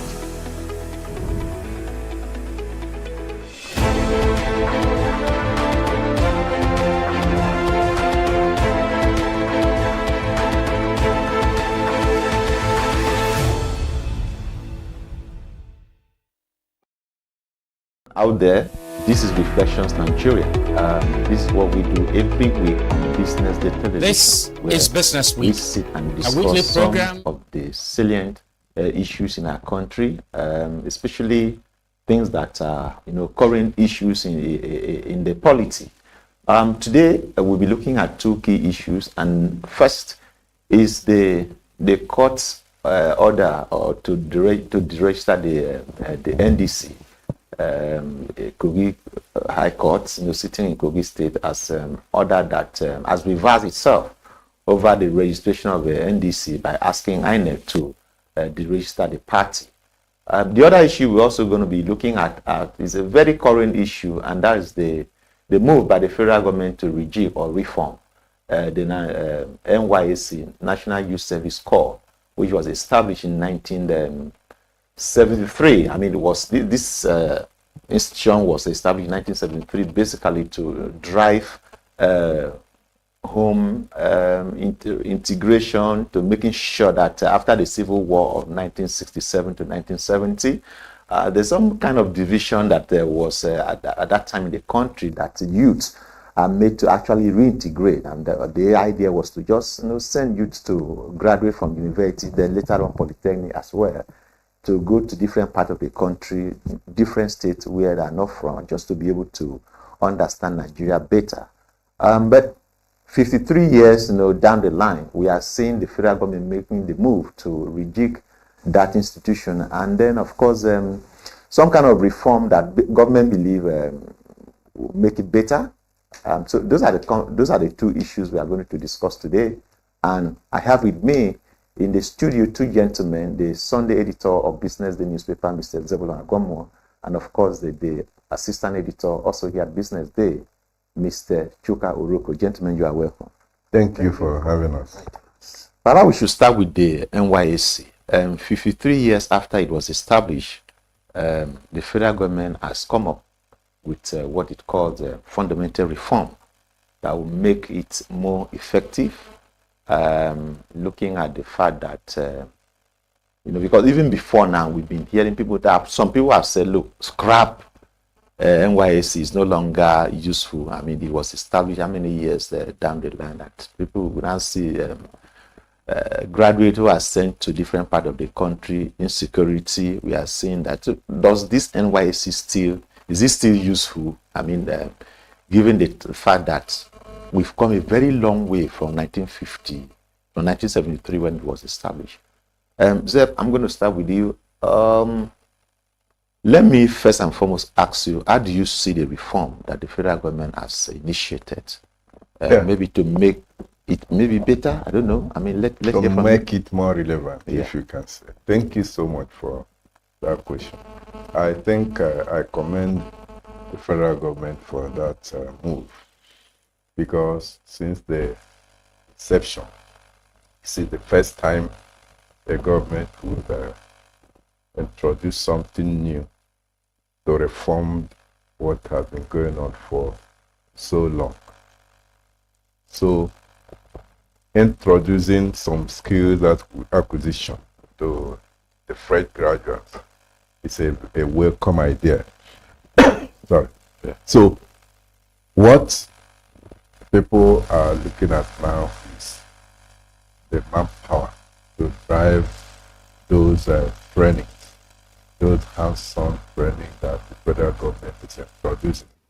Because I listened to the Hadiza Osman last night, really not a lot of programs that the federal government is introducing to widen the scope and to make this service more relevant, not just during the time they were serving, but after service.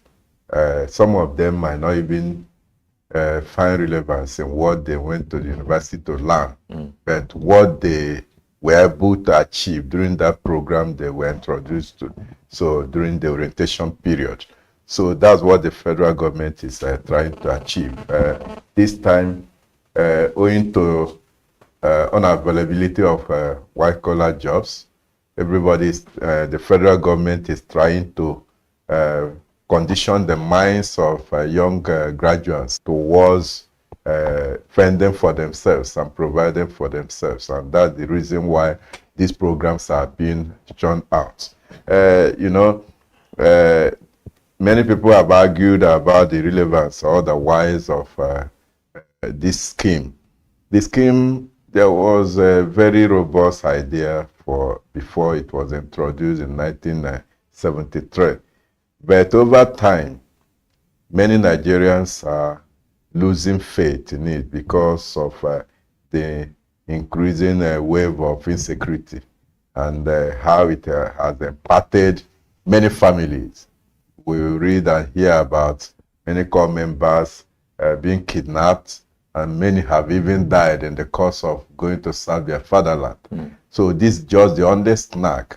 Otherwise, we even hear the youth, even in the midst of the insecurity and all these things that are happening, there are many youth today who are telling you that we want to go and experience. So there are many youth born in Lagos and Southwest, but they have never been to North. Yeah. And they want to go and experience North. That's the beauty of youth service. And it's unfortunate that where we are now, many parents are trying to ensure that their children don't go to those places, those far-flung places. They want their children as much as possible to serve within their catchment area, within where they live, within where they work, and which has defeated the purpose of establishing the scheme. So I would say that the federal government, by introducing this scheme, must be commended. So whatever happens after this introduction is left to be seen. And Nigerians are watching to see how far the scheme will be implemented or will be done to the benefit of the graduates and to the country at large. Okay, thank you very much. Perhaps maybe before, let me, say a few of the key reforms that the federal government is looking at here. Well, we used to have NYSC the orientation, being in the orientation camp used to be 3 weeks. I mean, but with what they are proposing now, is now going to be 6 weeks. So they want to introduce some core reform that will focus on the entrepreneurship, that will focus on the education, that will focus on the and then one other key thing they're also looking at here is they are going to take away the military thing. So it's not going to be headed by a civilian. But of course, I understand that the military will still provide security for them very well they can. But again, it's no longer going to be headed by a military person. Because it was introduced in 1973 under Decree 51 by Gowon. Of course, that was the military era. So maybe we need to do away with 53 years down the line. Perhaps they need to do away with that military mentality. And of course, there are core areas they want to. These include the 11 core areas of training. This would be skill acquisition, tech, digital, core, agri, medical, education, creative economy, enterprise, legal, public service, infrastructure, and of course, param. So what this means is that if you are interested in for instance, you will be posted to actually area where you actually study in school. For instance, if you study education, you probably will be posted to where you can provide education. I mean, teach. Or maybe if you're interested in becoming a soldier, maybe policeman, policewoman, so maybe you in the area of paramilitary. In all those areas. So those are kind of the thing they should do. If you're interested in becoming an entrepreneur, you take to area where you can actually learn, within the 1 year that you'll be studying. So, but Chuka, let me come to you now. Before now, people have been saying, look, this thing, scrap it entirely.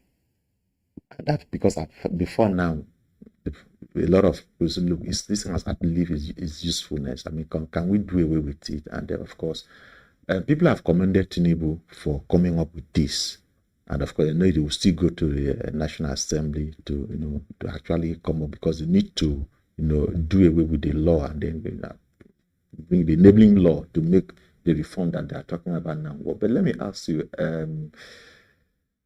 do you see this new move, making the NYSC better than what it has been?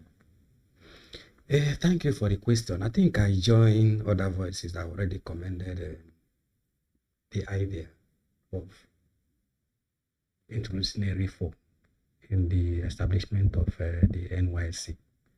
NYSC, when it was introduced, served its purpose because the aim was to reintegrate Nigerians.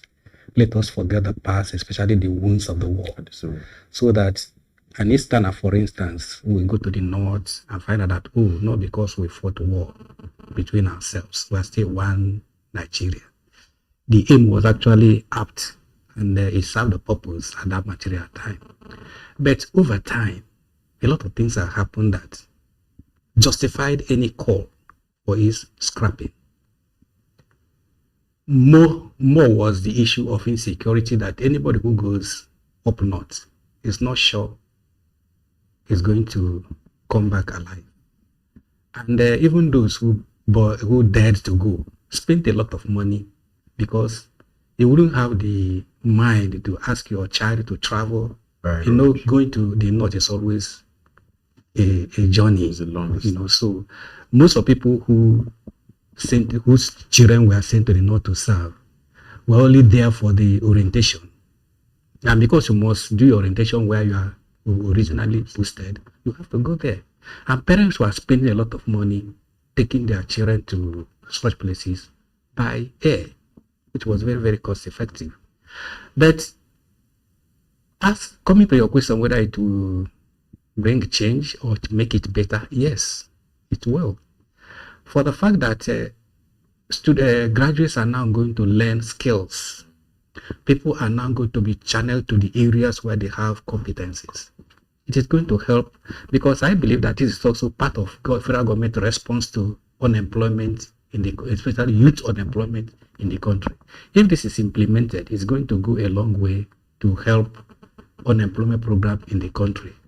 Because you find that the way the NYSC is run, the way it is implemented, most corpers just go for the sake of it. Let me just go there, and they say I should be here. Let me just be there, And many of them spend 1 year without being useful to themselves, and some of them also go out of their way to learn skills by themselves. They go out to learn skills by themselves. So now the government is a structured way of getting skills that will guide the person after the youth service. I think it's a welcome development. I give my kudos to that idea, hoping that federal government, unlike other Nigeria is not short of good ideas. It is implementing even the good action, like we want to change anything that is political. That one gets accelerated hearing and passage in the National Assembly. The NYS has always been a major general. Yeah, I think they're a major general. Yeah. So it's been like that for 53 years. Now, civilians are the ones who will now become the DG and all of that. Do you see, because the military, when it comes to discipline, give it to them. No matter what we may say about it, they have that discipline. But to now leave a military man as a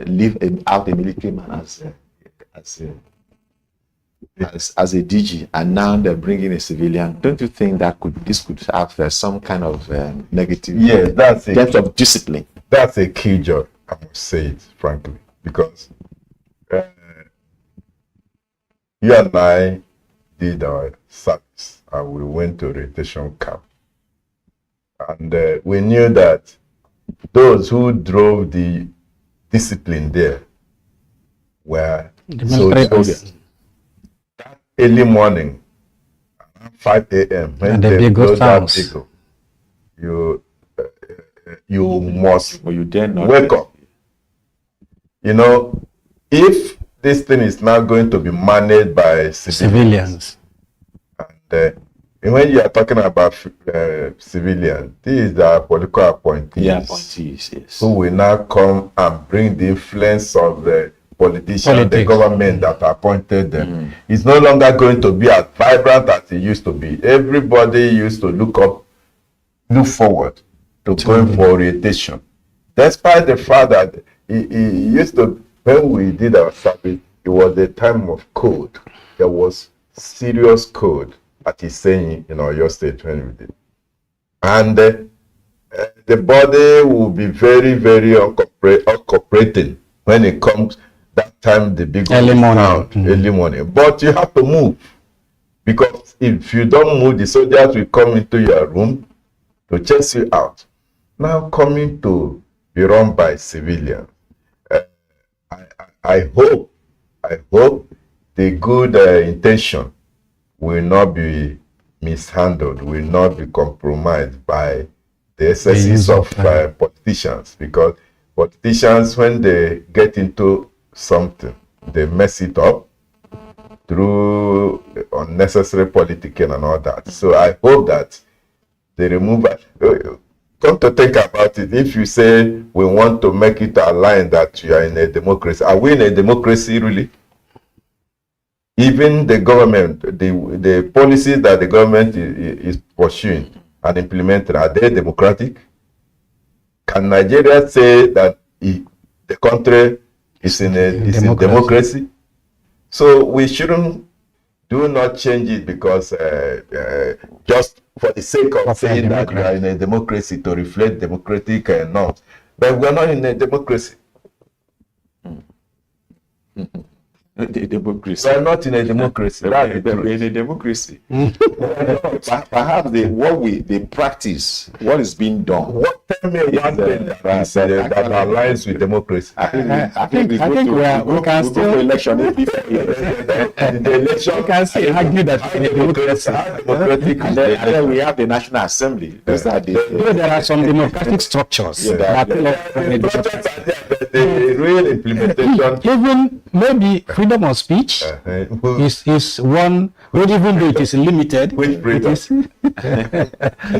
All right, Chuka, let me come back to you, Chuka. You know, at the time that NYSC was established in 1973, you know, like we said, it was actually to ensure that the wounds, you know, and then especially coming from the Civil War. 3 years civil war, and just 3 years after the civil war, yes, just to find a way to reintegrate, you know, bring about some peaceful coexistence among the various ethnic groups in Nigeria. But this reform is coming at a time that ethnic division in the country has peaked. As in my view, I think this is what I've observed. We discovered that you know, what the NYSC was established to do, and whether it has been able to achieve that purpose or not. But I'm saying that right now, especially from 2023 to date, I mean, there's this kind of ethnic tension, you know. So, what do you think? Can this now, the rejigging of this reform, you know, again, come around to address the issue of, you know, ethnic division in Nigeria? Because that seems to be at its peak as we speak right now. I mean, the other time we noticed even among the Fulanis and the Hausa, where the Hausa were like almost just saying, look, I mean, if you come to the Southwest, I mean, we see a lot of ethnic division. If you go to all kinds of social media, if you go, you see what people are saying, you are asking yourself, are we in the same country? Are we the same people? Are we all Nigerians? I mean, there are people who are practically asking people to leave their own part of the country. So this reform coming at a time that ethnic tension is also rising, or has peaked, you know, in my view, in Nigeria. Do you see this, you know, reform again addressing this ethnic tension? Just let me still go back to the original intent of that program.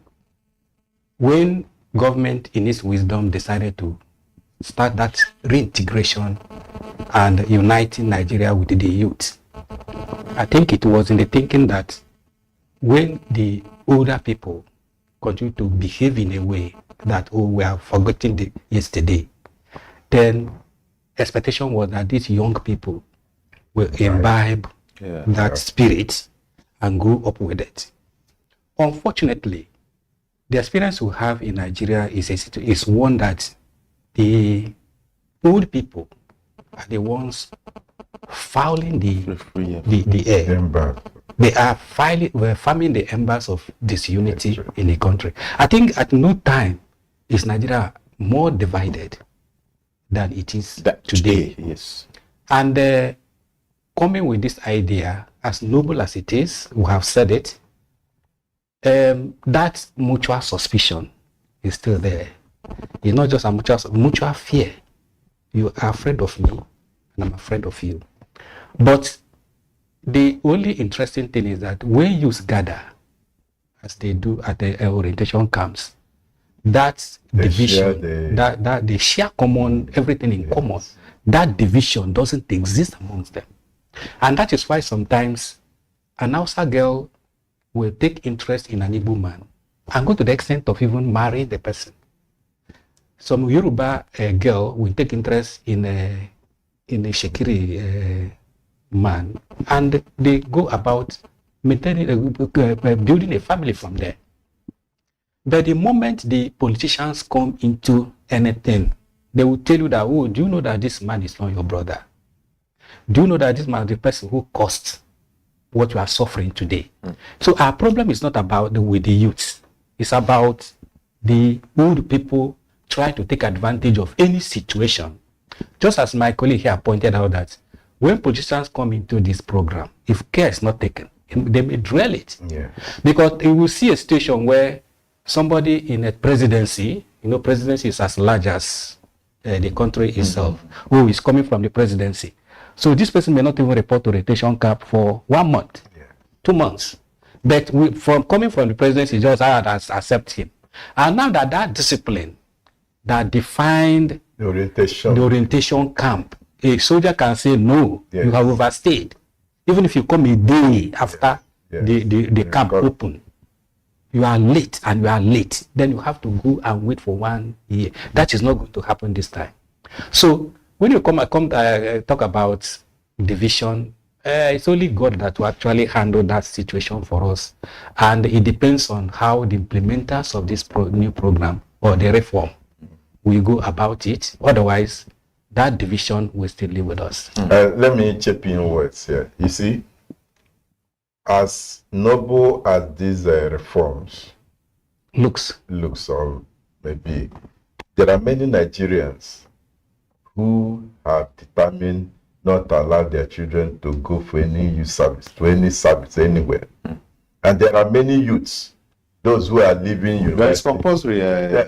So wait, there are people I know, they will tell you that my child cannot. Not even parents. I mean, those who have left university, they say, forget it. I'm not looking for any government work. After all. So they're on their own looking for what they will achieve. But also, that is short-sightedness because they don't know tomorrow. So I've always advised them to jettison such stuff because you don't know where you land your and then you may need government tomorrow or something. So what I'm saying is that government should begin to bring out programs that change oriented youths of today, because there is a high level of disunity and hatred and suspicion in the politics, and it doesn't help any nation. Okay, but again, let me come back to you. Extending the orientation days from 21 days, used to be, to 6 weeks. What has that got? What do you think must have informed this? Well, if government says it's coming up with programs that graduates can key into or learn in the course of their orientation, because that orientation is, I think originally was meant to let us come together and unite and see. And don't forget that most graduates see the NYC as 1 year of freedom, 1 year of rest from assignment, from term paper, from lectures and all that. So that's why many of them gallivant, move from Katsina to Kano, move from anywhere to anywhere, because they feel that nobody is disturbing them. And the freedom is so total that Parents are not there, lecturers are not there. Nobody is just there to say, oh, who are you? I know assignment is waiting for you. But now that they are going to be involved in programs that will help them, those serious ones are going to make something good out of that. So extending the orientation camp, of course, it doesn't change anything in the NYC program, because at the end of it, it's going to be one year. And the 6 weeks is going to make them more useful to themselves than when you just there, 2 weeks, and you are back, you are out of the camp. And out of the camp means like letting the cat out of the bag, you know. When you open your nest and then allow the birds to fly, you see all of them flying to different directions. After the orientation, some people don't even report to their place of primary assignment until 1 month, even for 1 month. And even when they arrive at their place of primary assignment, they take excuse. Oh, I'm sick. They stay away for 1 month. They stay away for another 1 month, you know, and come back to waiting for the next 7 months, the next 8 months, and the program is over. So that's why I personally commend the new idea going into that program, that if it is well implemented, if it is well implemented by well-meaning Nigerians, not being polluted by political thinking, political influence. Otherwise, that is a very good one, because it will engage these people within that period very, very well. And this idea of moving from one corner to another, meeting accident on the road, dying on the road, meeting being kidnapped and the rest of it. There's no copper that is in his place of primary assignment dedicated to what he's doing that will kidnap on the road. It is those of them who are going about, you know, looking for, especially.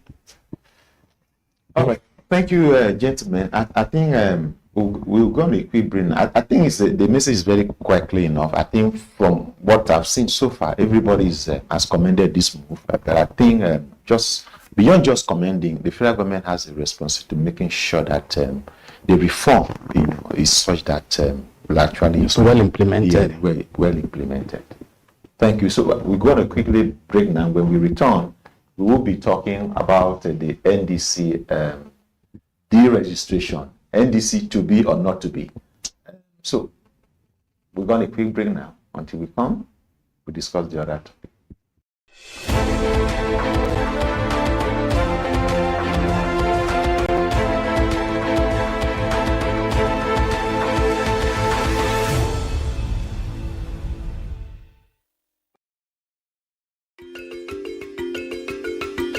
Pleasure of welcoming great supporters and friends from INMA. He's the president, and then of course L. Wilkinson, and then Dory is heading the work in Africa.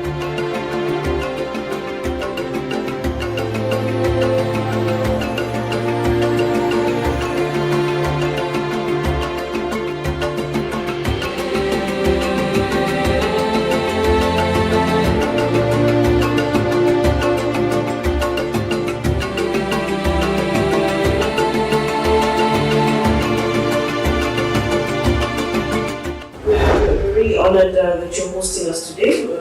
We look forward to a positive exchange of ideas and strategies to make our industry better.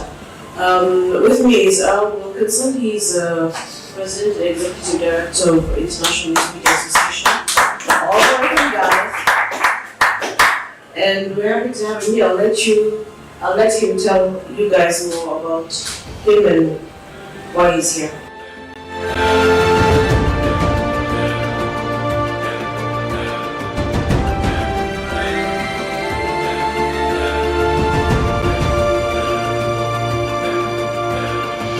I would leave you with the idea about business days. No platform can take it. No AI can replicate it. No competitor can buy it. So here's a little advice. Defend it. Build it. Invest in it.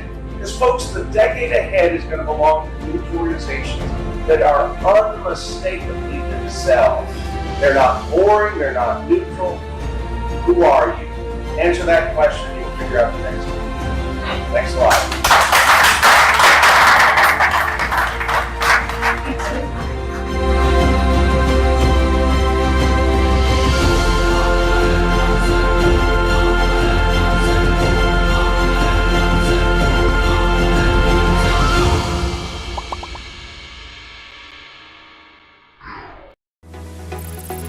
As Nigeria stands at a critical turning point, we move beyond the conversation of mere survival. This year, Business Day presents the 2026 edition of the CEO Forum, themed From Stability to Shared Prosperity. Join the nation's most influential CEOs, policymakers, and business leaders with keynote insights from Taiwo Oyedele, the Minister of Finance and Coordinating Minister of the Economy, and the Central Bank Governor, Olayemi Kadoso, alongside a powerful lineup of voices shaping Nigeria's economic future. Happening on the 16th of July 2026 here in Lagos. For more information, call Uchenna on 0809 645 3535 or Shegun on 0812 024 3167 or Daniel on 0802 756 4653. This is not just a conference. It's where conversations become decisions that shape the future of business.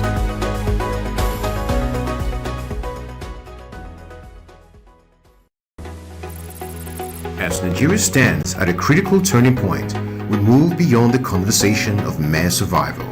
This year, Business Day presents the 2026 edition of the CEO Forum, themed From Stability to Shared Prosperity. Join the nation's most influential CEOs, policymakers, and business leaders with keynote insights from Taiwo Oyedele, the Minister of Finance and Coordinating Minister of the Economy, and the Central Bank Governor, Olayemi Kadoso, alongside a powerful lineup of voices shaping Nigeria's economic future. Happening on the 16th of July 2026 here in Lagos. For more information, call Uchenna on 0809 645 3535 or Shegun on 0812 024 3167 or Daniel on 0802 756 4653. This is not just a conference. It's where conversations become decisions that shape the future of business.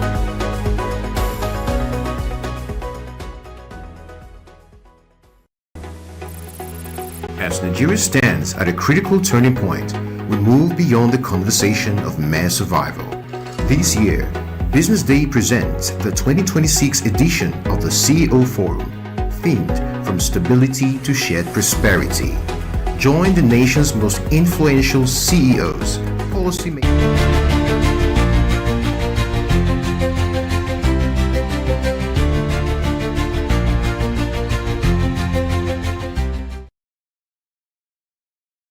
Hello and welcome to the big story right here on Business Day Television. My name is Elizabeth Musa.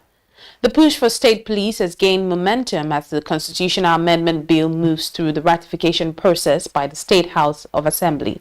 While proponents argue that decentralizing policing could improve Nigeria's security response, critics warn that without strong safeguards, it could become a tool for political control and deepen existing divisions. Joining us to examine the legal and democratic implications of state police is human rights lawyer Festus Ogun. Thanks so much for joining the show, Festus. Thank you very much for having me. Right. Let me start with the premise. The state police bill has cleared the National Assembly and is now before the state assemblies. From a constitutional and legal standpoint, what does this move mean for Nigeria's policing structure? The state police bill that was introduced by the president as an executive bill is a commendable move towards enhancing the security architecture of this country. I have consistently maintained the position that the unitary police formation that we practice in this country is not sustainable to the kind of country that we find ourselves. We have a country peopled by over 200 million people. We have a country that has 36 states with extremely wide landmass. Why then should we have a policing structure that is only answerable to the president? So when something happens in a village, you cannot decisively take an action on that security breach that happened in that village until it travels all across from the police post up to the Inspector General of Police in Abuja. That is not sustainable, and that does not even reflect what federalism is truly about. So I believe that the attempt to amend the Nigerian constitution to reflect state policing is a true reflection of what federalism is truly about. When we have a country like ours that practices federalism, then the powers of government should be shared between the state, local, and federal government. The security and welfare of the people is the primary purpose of government, both for the federal, state, and local government. Then it is a very good and commendable initiative, good move, for us to have our state police system, for us to have a security architecture that polices the state, the people of each state. So we've been consistently calling the governors the chief security officer of their states, but prior to now, that is a lie, because the governors are not the chief security officers, because the security apparatus in those states are not even answerable to the governors. They are not answerable to even the state legislature. So why should the security of a state lies in the hand of the man in Abuja? Is unsustainable, and that has even protracted the crisis, the security crisis that we've had in the country. So I believe that the attempt to amend the constitution to reflect state policing is commendable, and it will go a long way in addressing the security challenges that is bedeviling our country. And I did see on TV, on another television station the other day, Buba Galadima arguing that the state police could be abused by governors and political actors, especially ahead of the 2027 elections. How valid are these concerns? I don't think that should be a valid justification for not having a state police. We need to start anyway. We need to start state policing. Whether the governors would abuse it or otherwise should not be the reason that the state police should not happen. I have consistently made the point that in Southwest, for instance, we have Amotekun, and they are doing fantastic work. Are we saying that because Amotekun could be, weaponized by the governors, it shouldn't have been passed in the first place? In the north, we have Ishba that are enforcing Islamic laws. In the north, they are also doing in their own right. They are also enforcing these laws. Are we saying that they are being weaponized by the governors? What I think needs to be done is to put in measures that will make these institutions of ours independence of the executive. I do not believe that the Nigerian security architecture should be an extension of the executive arm of government, just like Dr. Olisa Agbakoba said some few days ago. I firmly align with him in my view that we need independent institutions that will be loyal to the people, that will be loyal to the institution of government than anyone in the executive. The Nigerian police force should generally be like the Independent National Electoral Commission, should naturally be like the National Population Census Commission. They should be naturally independent. Same with the policing structure. While they may be susceptible to abuse, I do not believe that we should completely throw the child away with the bathwater. I believe that what we need to do now, that we have foreseen that it may likely be abused by the governor, is to put constitutional safeguard and guardrail that will protect that institution from being exploited by the governors and other political actors against their opponents and critics in those states. Right. But the concern, the concern by the like of Buba Galadima that it will be exploited by the governor is not valid enough for us not to have a state policing, because Rome was not built in a day. And I also believe that over time there will be reform, there will be review of the law to ensure that it meets the yearning and aspiration of our people. But whether we need state police or not is not even a question that should come for debate.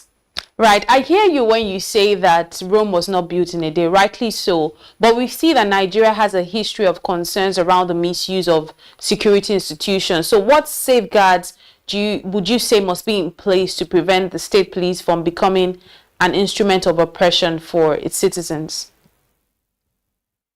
Elizabeth, I must tell you that the only thing we need to do is for there to be consequences for impunity.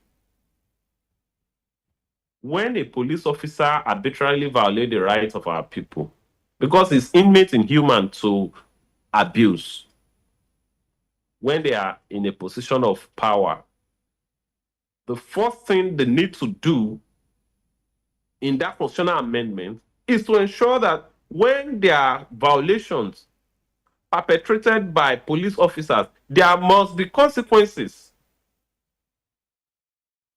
Clearly defined consequences, and those consequences will not be defeated on the altar of technicality or on the altar of administrative hierarchy, bureaucracy.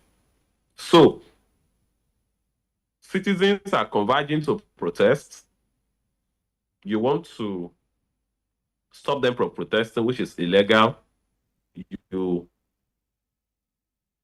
go ahead to open firearm on them, spray tear gas on them, and violate their fundamental rights. And at the end of the day, you walk quietly back to your police command and life continues. Those ones should not happen. There should be consequences. A police officer that collects bribe, what are the consequences? It should be clearly stated in the Constitution. Unless and until there are consequences, then the impunity would continue, even at the federal level. Secondly, we must even change the nomenclature.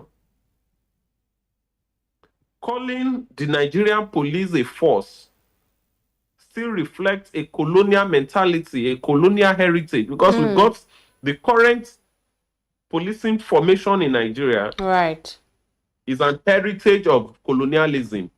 The Nigerian police force should be a service to the Nigerian people. We should call it Nigeria Police Service, not Nigeria Police Force that inflicts pain, agony, and force on our countrymen, so that even these officers would understand that they are making service to our countrymen. They are making service to the states where they are domiciled. And most often than not, these states should recruit their police officers from their people, from their own. So if, for example, a police officer in my local government, whom I know his father's house, I know his mother's house, now goes ahead to shoot another person, he knows the consequences. We need police officers that also understand the security terrain of their area. You will see the DPO of a local government in Ogun State is from Borno, is from Kwara. How will he understand the security dynamics of that place? So these are the things that I believe should be incorporated in the enactment, but principally there must be consequences for breach of law by any of these police officers. Fine. I see very solid points you've made there, but one of the major concerns is the fear of ethnic and religious bias in recruitment and operations. How are we sure that we can ensure that Nigeria ensures that state police protect all residents regardless of origin, especially with the kind of setting or the kind of structure where we have, where we see that there's deep entrenchment of ethnic bias and religious bias in our country? I'll make 2 points there. The first is that there must be an avenue for the public to make complaints. And the police in each of these states must create independent department that will critically look into those complaints, no matter how frivolous they may appear. That is one. 2, I also believe that there must be room for legislative oversight. on the actions of the police. The police must be answerable to the legislature. That is how it is in every other part of the world. They should not be answerable to the governor. They should be answerable to the legislature. So, when they are answerable to the legislature would hold them accountable when these concerns of bias come into play. But I will maintain the view that those that should be recruited into the police of each state should be largely populated by indigents and residents of those states. How can let's assume that I want to join the police for the purpose of this conversation. Why should I apply to Kano State Police Service Commission? Why? I've been to Kano maybe once or twice, but I don't know the terrain of Kano. I don't know the political terrain. I don't know the social terrain. I don't know the religious terrain. Yet, I will be sent to Kano to police the people there. Which justifies my view that the majority of those that would be providing security architecture for the states should be from those states. They should not be people from other states. The majority should be from that state, so as to make protection for their own states. You know, our Yoruba people will say, "Nkan ti wa, ó yàtọ̀ sí nkan tèmi." What belongs to me is different from what belongs to us. When you see that you are providing security for your own people, you will not give room for compromise. You will not kill your country. You will not kill your brother, someone that you know is your brother. You will not kill that kind of person. You will not maltreat them. You will be fair and just. Because when you leave the police, you are returning to your very own people. You are returning to your home. So that gives everybody a sense of responsibility. And I think that will go a long way in this agitation and campaign for community and state policing. Right. I hear everything you've said, but I think I picked one very cogent point there, where you talked about the fact that there must be some sort of legislative oversight to what the police is doing, and it ties into the question I was going to ask you about if the state police should be fully controlled by the state government, or if there should be an independent oversight structure to guarantee accountability. But I think you've already mentioned that there must be some sort of legislative oversight. But let's look at the countries with decentralized policing systems, which you've talked about. You've made some comparison during the course of your conversation, talking about other countries. These countries we're talking about with decentralized policing systems, what lessons can Nigeria learn as it considers this major reform? So, aside from issue of state policing, I have advocated elsewhere that the reform should incorporate community policing. Community policing. Let each community has its own policing structure under the state policing structure. Each community. So that this issue of bandits, this issue of security breach, they will be taken care of, because security issue is local and they must be addressed locally. When I was growing up in the village, when you hear that there is a security breach, maybe someone's 2 bags of yam has been stolen from the barn, you can averagely predict the kind of persons that could perpetrate such acts. And most often than not, you will be correct. I remember over 2 decades ago, when my dad's shop was broken into. When my dad reported, the police in our area at the time were able to predict who and who could have done such acts, and they could not be more correct. when they started their investigation. That is the beauty of community policing, and that is what obtains in America. That's what obtains in Canada. That's what obtains even in Britain, where we got our colonial heritage, but we never copied their style of policing, right? What we are saying is that community policing is a backbone of any serious policing architecture of any country. Local policing. Those local police understand the local dynamics of the local government. So if there is a security breach, the DPO can call on the king. Sir, what is happening in this community? What is happening in this area? The king can say, oh, we know the father of that person. Let's go and meet him. We know the mother. Let's go and meet him. Oh, he is most likely going to be in the farm. He's most likely going to be in the church. He's most likely going to be in the mosque.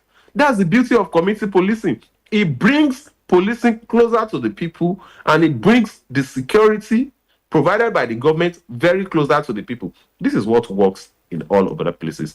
The only difference is that in those places, the police officers and the security architecture are loyal to the country. They are loyal to the state. They are loyal to their local communities. In Nigeria, police officers are an extension of the executive arm of government. It should not be so. We want the policing structure to be as independent as the Independent National Electoral Commission. They must be answerable to the legislature alone and to the people.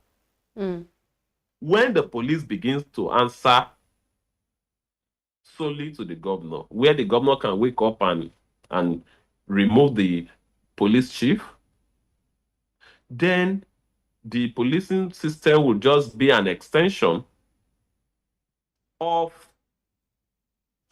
the executive, which is not good for our democracy, because our governors are likely to abuse it.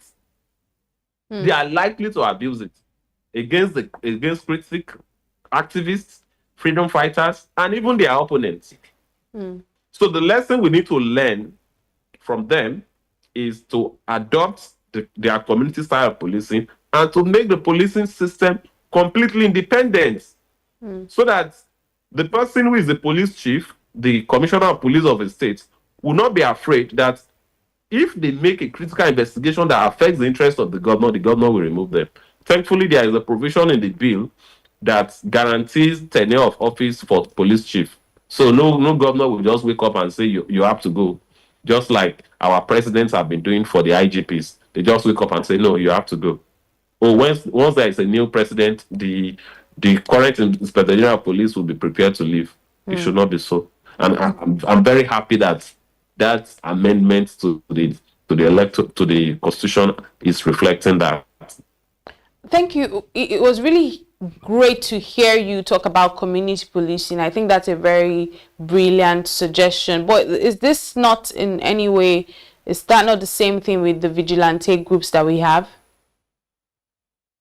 Vigilante groups are not the same as community policing in the real sense of it, being that they are not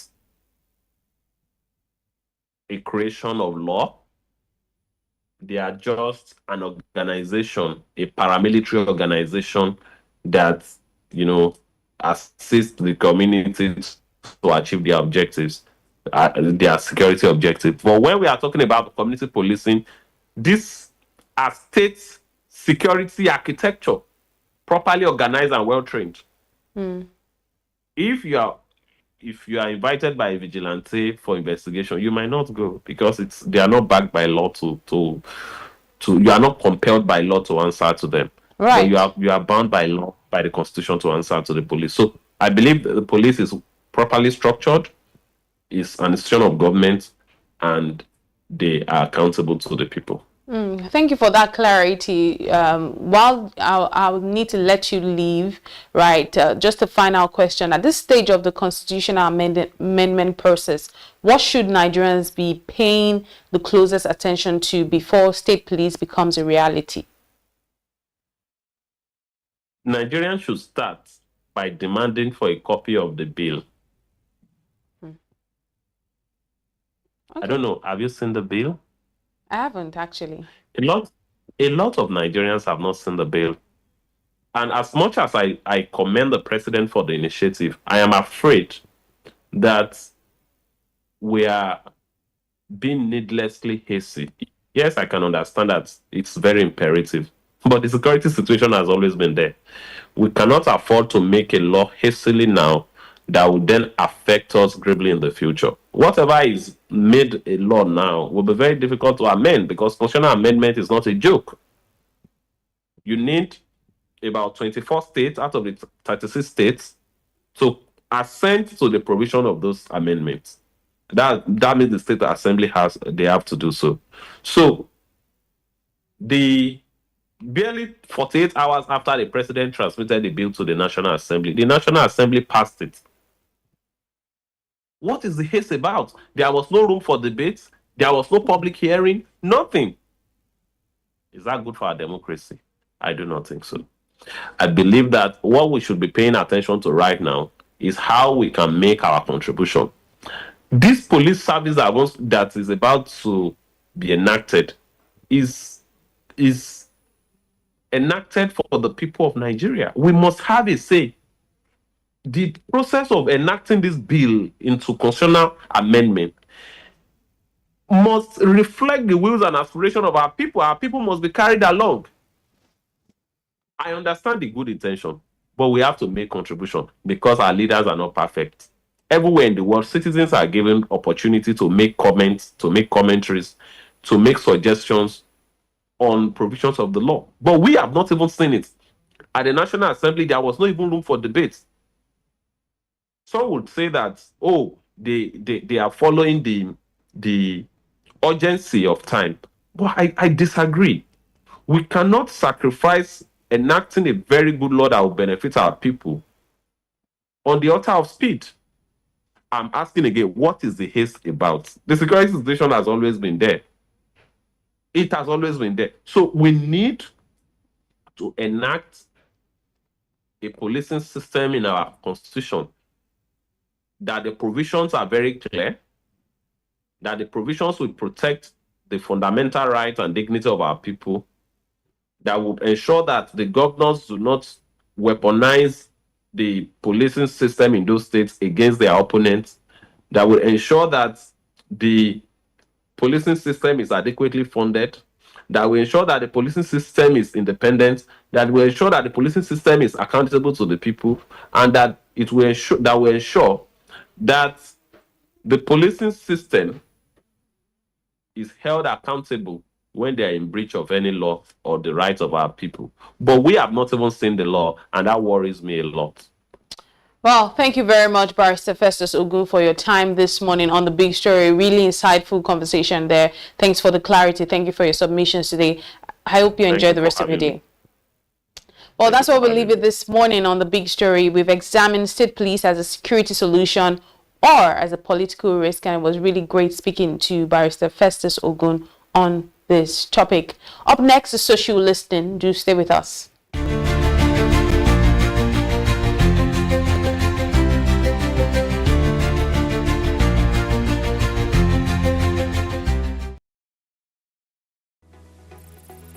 As Nigeria stands at a critical turning point, we move beyond the conversation of mere survival. This year, Business Day presents the 2026 edition of the CEO Forum, themed From Stability to Shared Prosperity. Join the nation's most influential CEOs, policymakers, and business leaders with keynote insights from Taiwo Oyedele, the Minister of Finance and Coordinating Minister of the Economy, and the Central Bank Governor, Olayemi Kadoso, alongside a powerful lineup of voices shaping Nigeria's economic future. Happening on the 16th of July 2026 here in Lagos. For more information, call Uchenna on 0809 645 3535 or Shegun on 0812 024 3167 or Daniel on 0802 756 4653. This is not just a conference. It's where conversations become decisions that shape the future of business.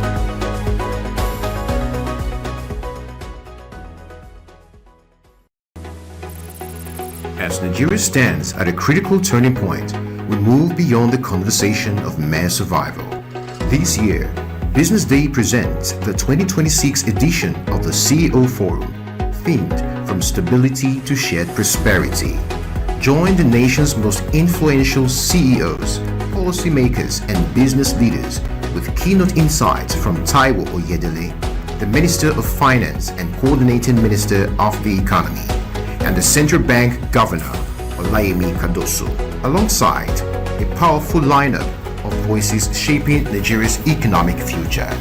Happening on the 16th of July 2026 here in Lagos.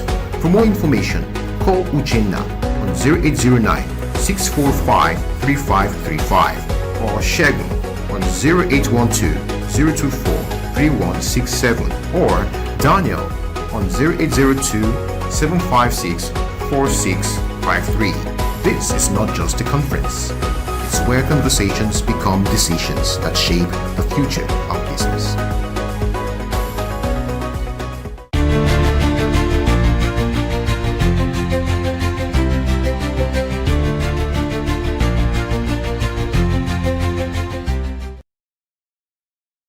If it's sparking conversations, then we're bringing it to your seats. Welcome to the social listening segment here on the Business Day Breakfast Show, where we bring to you the stories, debates, and moments generating conversations across social media. My name is Elizabeth Musa, and now let's get into what is making the waves online. For the first conversation today, the Nigeria Democratic Congress announced on Monday that it uploaded Peter Obi as its 2027 presidential candidate onto the INEX portal, following an appeal that restored access after a court ruling questioned the party's registration due to a logo dispute.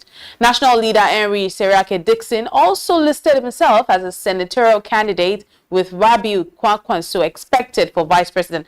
Various groups like Peter Obi Grassroots Mobilization hailed the move as a milestone, while Obi urged INEC for transparency. However, INEC has not confirmed, and the final deregistration could still block them as the June 30 deadline looms. Let's get into the reactions and see how netizens are reacting to this conversation. Quite a number of reactions there. That's one from Obina Darlington. It says, INEC will keep bowing to pressure from Nigerians till they announce Peter Obi the winner of the 2027 election. Let's see if we have more reactions to this conversation on social media. There's a comment from Ugoke Christian Chiabutu. He says that they know what they are up against if they fail to do so. If we have one more reaction on social media, let's see if we have one more reaction on social media. Without any more reactions on social media, that's how Nigerians are reacting to this conversation on social media. But we'll move on to our next conversation today. A federal judge has set aside an arrest warrant against activist and politician Omoyele Sowore and granted him bail after revoking an earlier one for failing to show up in his ongoing trial. Sowore, who is on trial for allegedly defaming Nigeria's President Bola Tinubu, was admitted to bail in the sum of 200 million naira, along with two shorties, one of whom must be a traditional ruler from the community Kiribo in Eseodo local government area of Ondo State, Nigeria. Now, the trial judge Muhammad Umar ruled that the second defendant must be a resident of Abuja and an owner of a landed property, and ordered the defendant to deposit his passport with the court. Let's go see some of the reactions on social media and see how many Nigerians are reacting to this conversation on the social media. I think we can't take a lot of reactions on this story, but we can definitely move to our next conversation today on our social listening segment, which is quite interesting. The final conversation, which is making Nigerians speak and speak and speak. And we're probably going to get more conversations like this for the next 2 months of the rainy season. The recent flooding disaster to the Lagos-Calabar Coastal Highway, spotlighting the May 2024 video where the Minister of Works, David Umahi, brushed off Arise TV's Laila Johnson Salami on environmental approvals, quipping, "Me, I know they hear Fune," about her accent. Now, that's a video which is now making the rounds online, talking about how our officials, our government officials, or people in authority find a way of disassociating or for lack of a better word, or trying to shy away from the hard questions. Now, social media users have linked the recent flooding to the Lagos-Calabar Coastal Highway with phased EIA approvals already underway for the 15 million naira project traversing wetlands through, though critics demand stronger accountability from the government. We'll see if we have more reactions to this conversation. Do we have reactions that we can take and see how Nigerians are reacting to this story online? We have a comment from Paul King. It says, what's funny is that it was a Yoruba that was complaining are calling out Southeast. It says, like, if una never mention Igbo, una mind no go rest. This Tinubu regime just exposes many. Well, there's a lot of curse words there. Let's move on and see another reaction. We don't have more reactions, but also should listen today. We listen, we don't judge. It's quite interesting to see how Nigerians react to stories. I mean, the people are certainly angry. The flooding situation is definitely putting a lot of people on the edge. This is the worst that we've seen in years, I must say. And the rain has continued non-stop. There's flooding on the highland, on the mainland. It's not for just one set of people anymore. So I think this is the part where we get more empathetic towards each other. HR also need to be more empathetic towards their staff. Like, some people can't make it to the work right now because they have to swim through water to get out. And is that worth it? If the work can be done from home, by all means, this is where HR need to be empathetic towards their staff. This is where companies, business owners need to find a way around it. There's so much destruction of property right now with the water. The cars, mechanics are having a field time right now. Cars are experiencing so much damage, and then the mechanics are having to take care of these cars. People are frustrated. The coastal highway was supposed to be a succor for traffic, but we're also seeing that instead it has created another problem, because there are areas that didn't used to have flooding, but now they're complaining of flooding, which is quite unfortunate.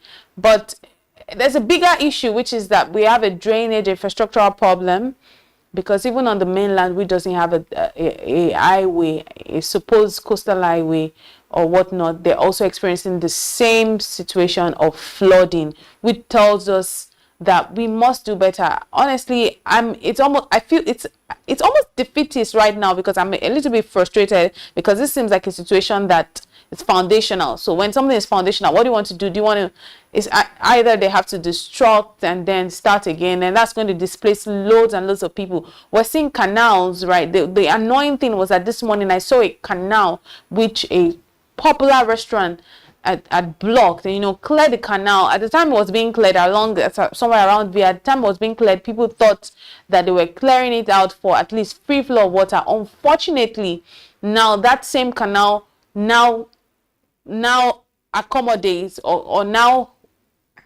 situates a new restaurant. How terrible is that we have some canal and then you go build on it? And it just tells you the rot, because who approved that?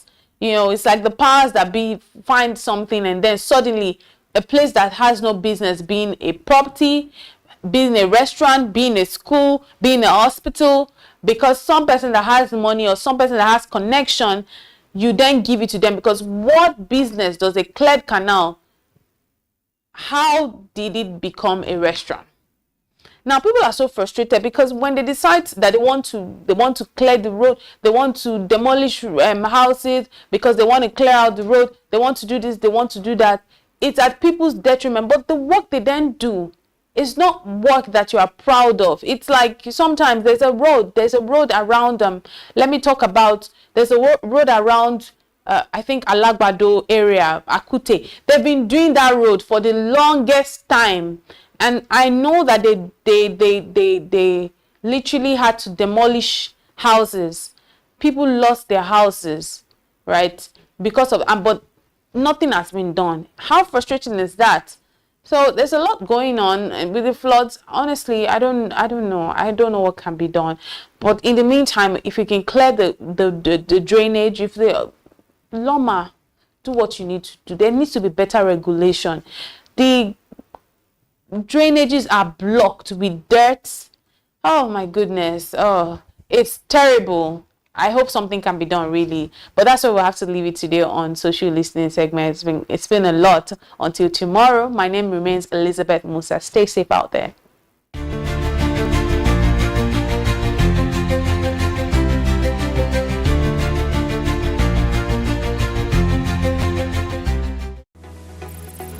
As Nigeria stands at a critical turning point, we move beyond the conversation of mere survival. This year, Business Day presents the 2026 edition of the CEO Forum, themed From Stability to Shared Prosperity. Join the nation's most influential CEOs, policymakers, and business leaders with keynote insights from Taiwo Oyedele, the Minister of Finance and Coordinating Minister of the Economy, and the Central Bank Governor, Olayemi Kadoso, alongside a powerful lineup of voices shaping Nigeria's economic future. Happening on the 16th of July 2026 here in Lagos. For more information, call Uchenna on 0809-645-3535 or Shegun on 0812-024-3167 or Daniel on 0802-756-4653. This is not just a conference. It's where conversations become decisions that shape the future of business.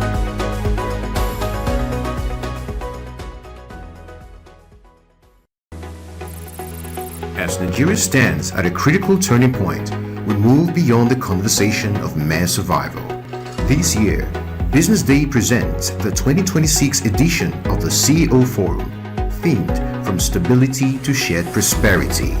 Join the nation's most influential CEOs, policymakers, and business leaders with keynote insights from Taiwo Oyedele, the Minister of Finance and Coordinating Minister of the Economy, and the Central Bank Governor, Olayemi Kadoso, alongside a powerful lineup of voices shaping Nigeria's economic future. Happening on the 16th of July 2026 here in Lagos.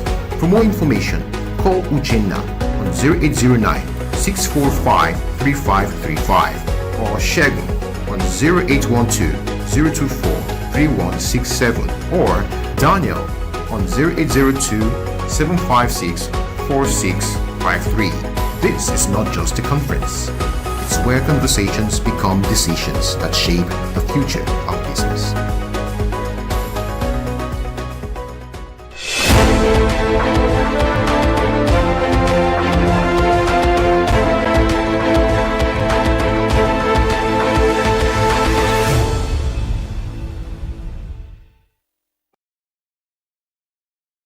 And with me in the studio are two gentlemen, and together we've been talking about the reform being introduced by the federal government to make the NYSC maybe more service oriented or maybe more relevant in the modern society that's coming after 53 years of its existence. Gentlemen, thank you so very much. Thank you. Let's look at NDC. I mean, a high court in Lokoja at giving the order to the INEC to deregister NDC. NDC is the party that Peter Obi, the very popular presidential candidate, is going to use in the 2027 election. Of course, Peter Obi has also another vibrant politician from the north,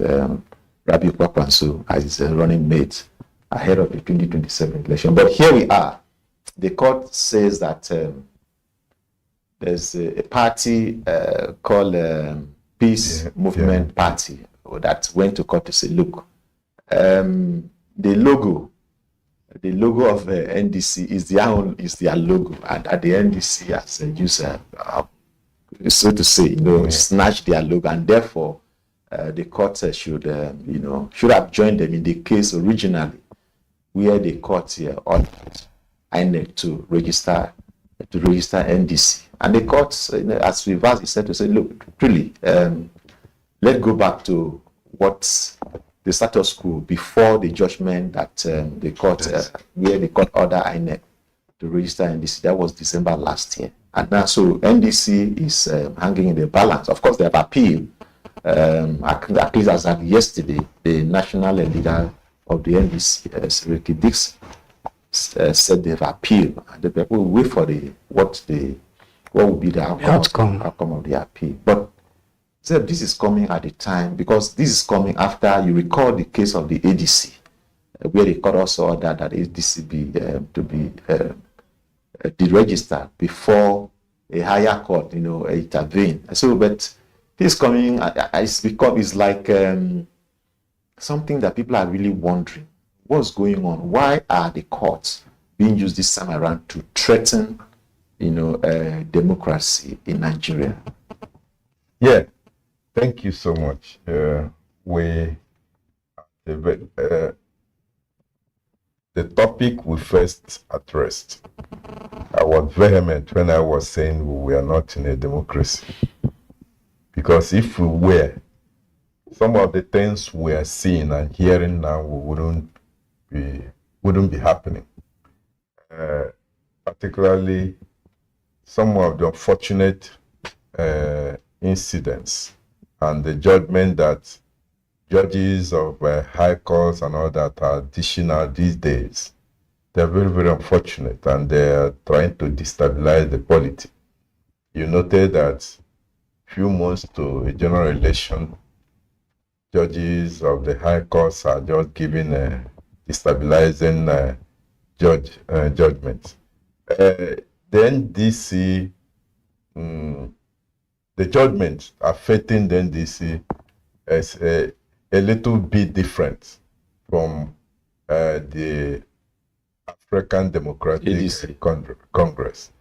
Because African Democratic, although it is about the same registration, which Peter Lifu said ordered INEC to deregister the party. But good thing, the appeal court gave a stay of action to INEC not to go ahead, and had a very serious words against harsh words against the judge. But in this case, it's unfortunate that a court in Lokoja that gave order to INEC to recognize a party.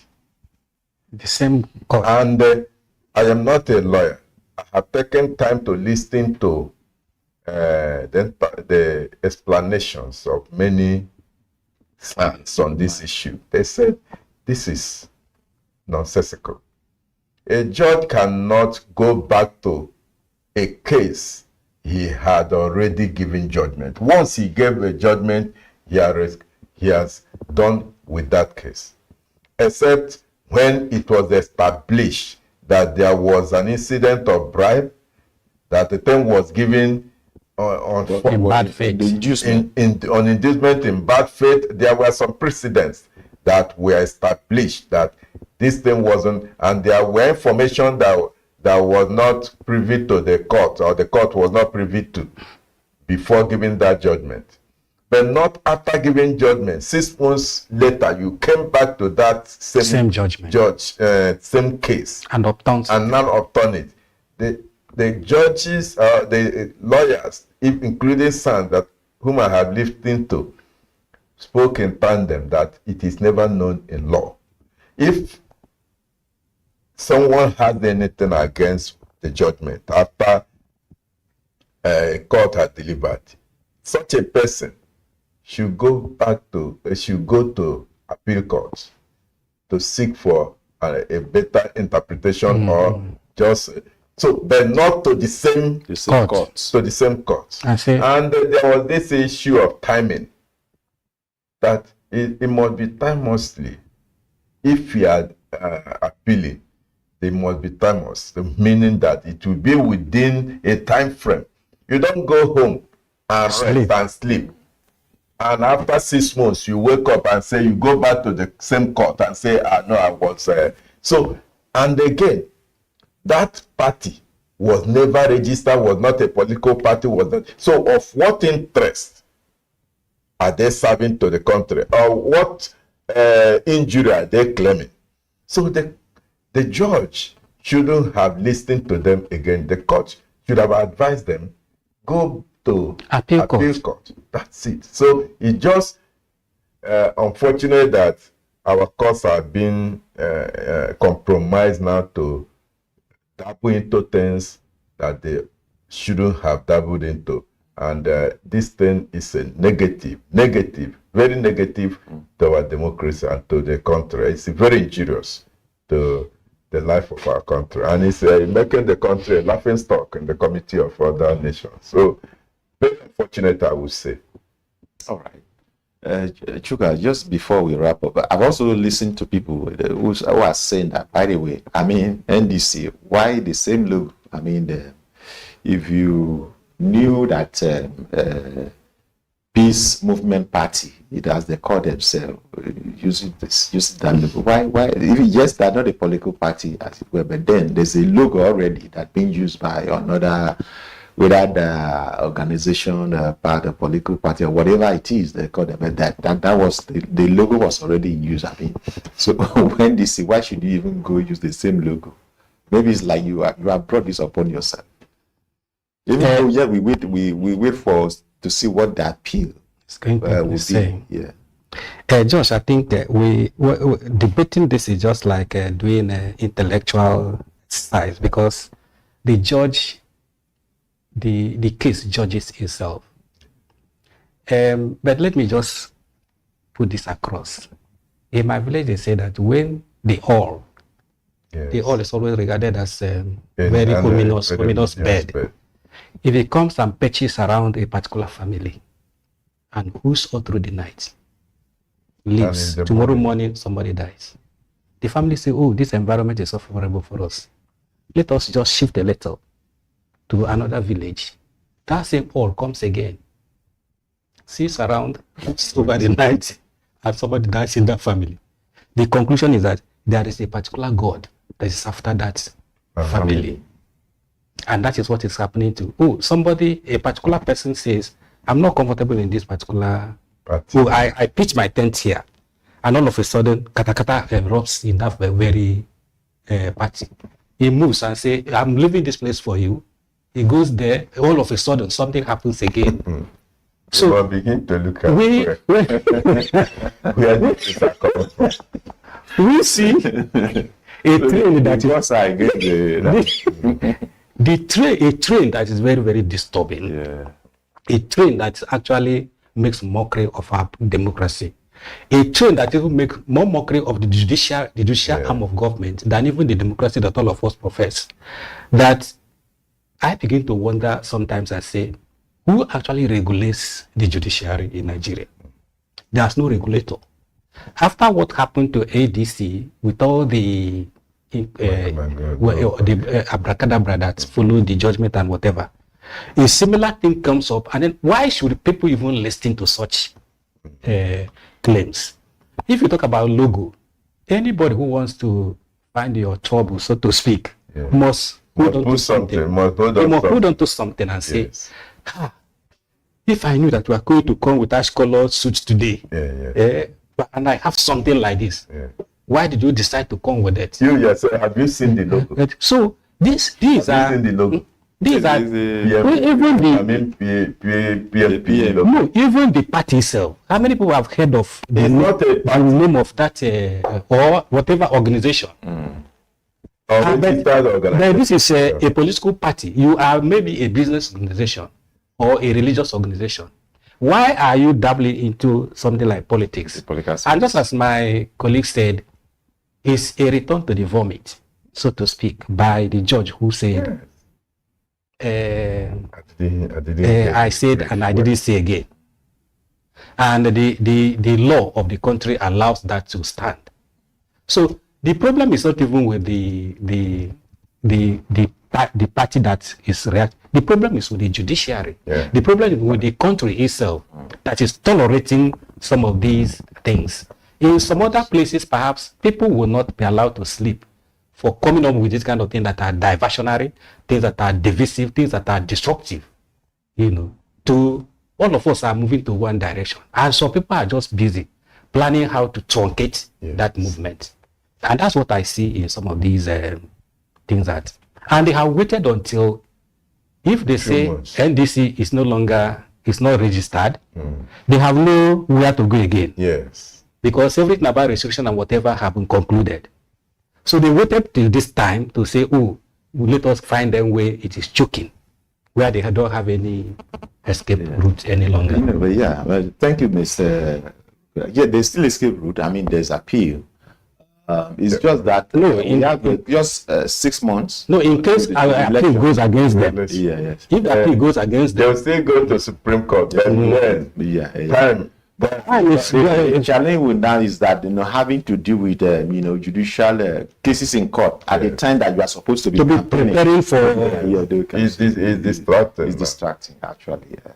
Well, gentlemen, thank you so very much. This is where we are going to draw the curtain for today, and we just wait and see what the outcome of the appeal will be, and whether indeed the appeal will favor NDC to be able to contest or present candidates to contest in the 2027 election from House of Assembly level to governor to House of Reps to the Senate to the presidency, and they have candidates at all this level.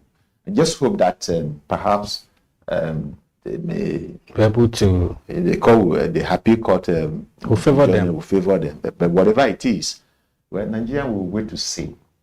Thank you for watching. My name is Joshua Bass. This is where we wrap it up today.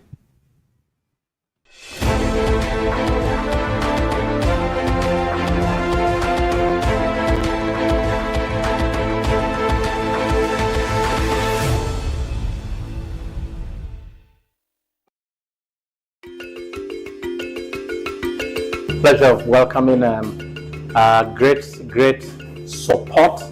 supporters and friends from INMA. He's the president, and then of course L. Wilkinson, and then Dory is heading the work in Africa.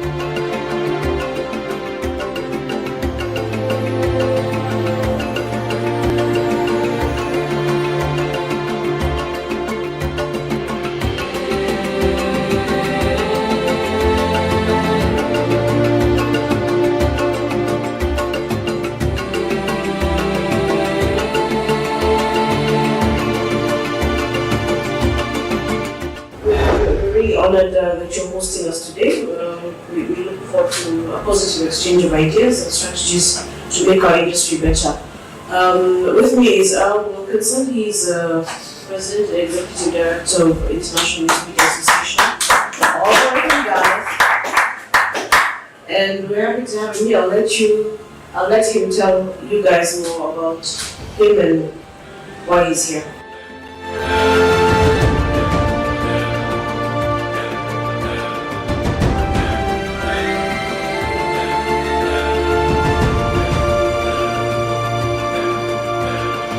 I would leave you with the idea about business days.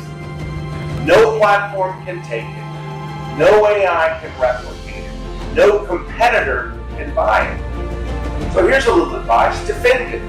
Build it. Invest in it. Because folks, the decade ahead is going to belong to these organizations that are unmistakably themselves. They're not boring. They're not neutral. Who are you? Answer that question. You'll figure out the next one. Thanks a lot.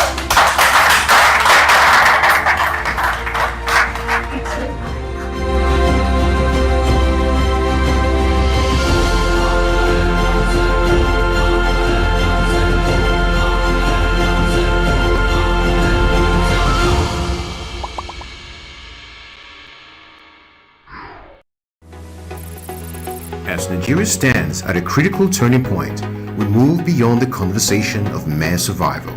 This year, Business Day presents the 2026 edition of the CEO Forum, themed From Stability to Shared Prosperity. Join the nation's most influential CEOs, policymakers and business leaders with keynote insights from Taiwo Oyedele, the Minister of Finance and Coordinating Minister of the Economy, and the Central Bank Governor, Olayemi Kadoso, alongside a powerful lineup of voices shaping Nigeria's economic future. Happening on the 16th of July 2026 here in Lagos. For more information, call Uchenna on 0809-645-3535 or Shegun on 0812-024-3167 or Daniel on 0802-756-4653. This is not just a conference. It's where conversations become decisions that shape the future of business.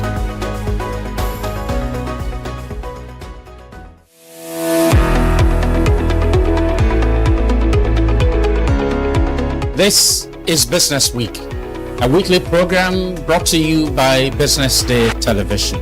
And we're live from Lagos, the nation's commercial capital, bringing you the latest insights into the stories that matter for business and the economy. I am Deborah Eze.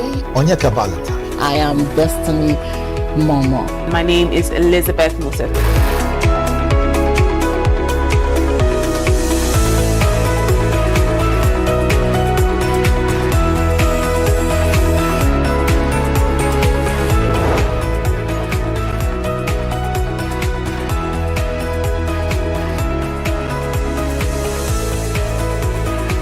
When you think of business, think no more, think Business Day.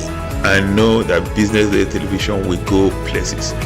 It is the next big thing that will happen to the Nigerian media sector without a shade of doubt.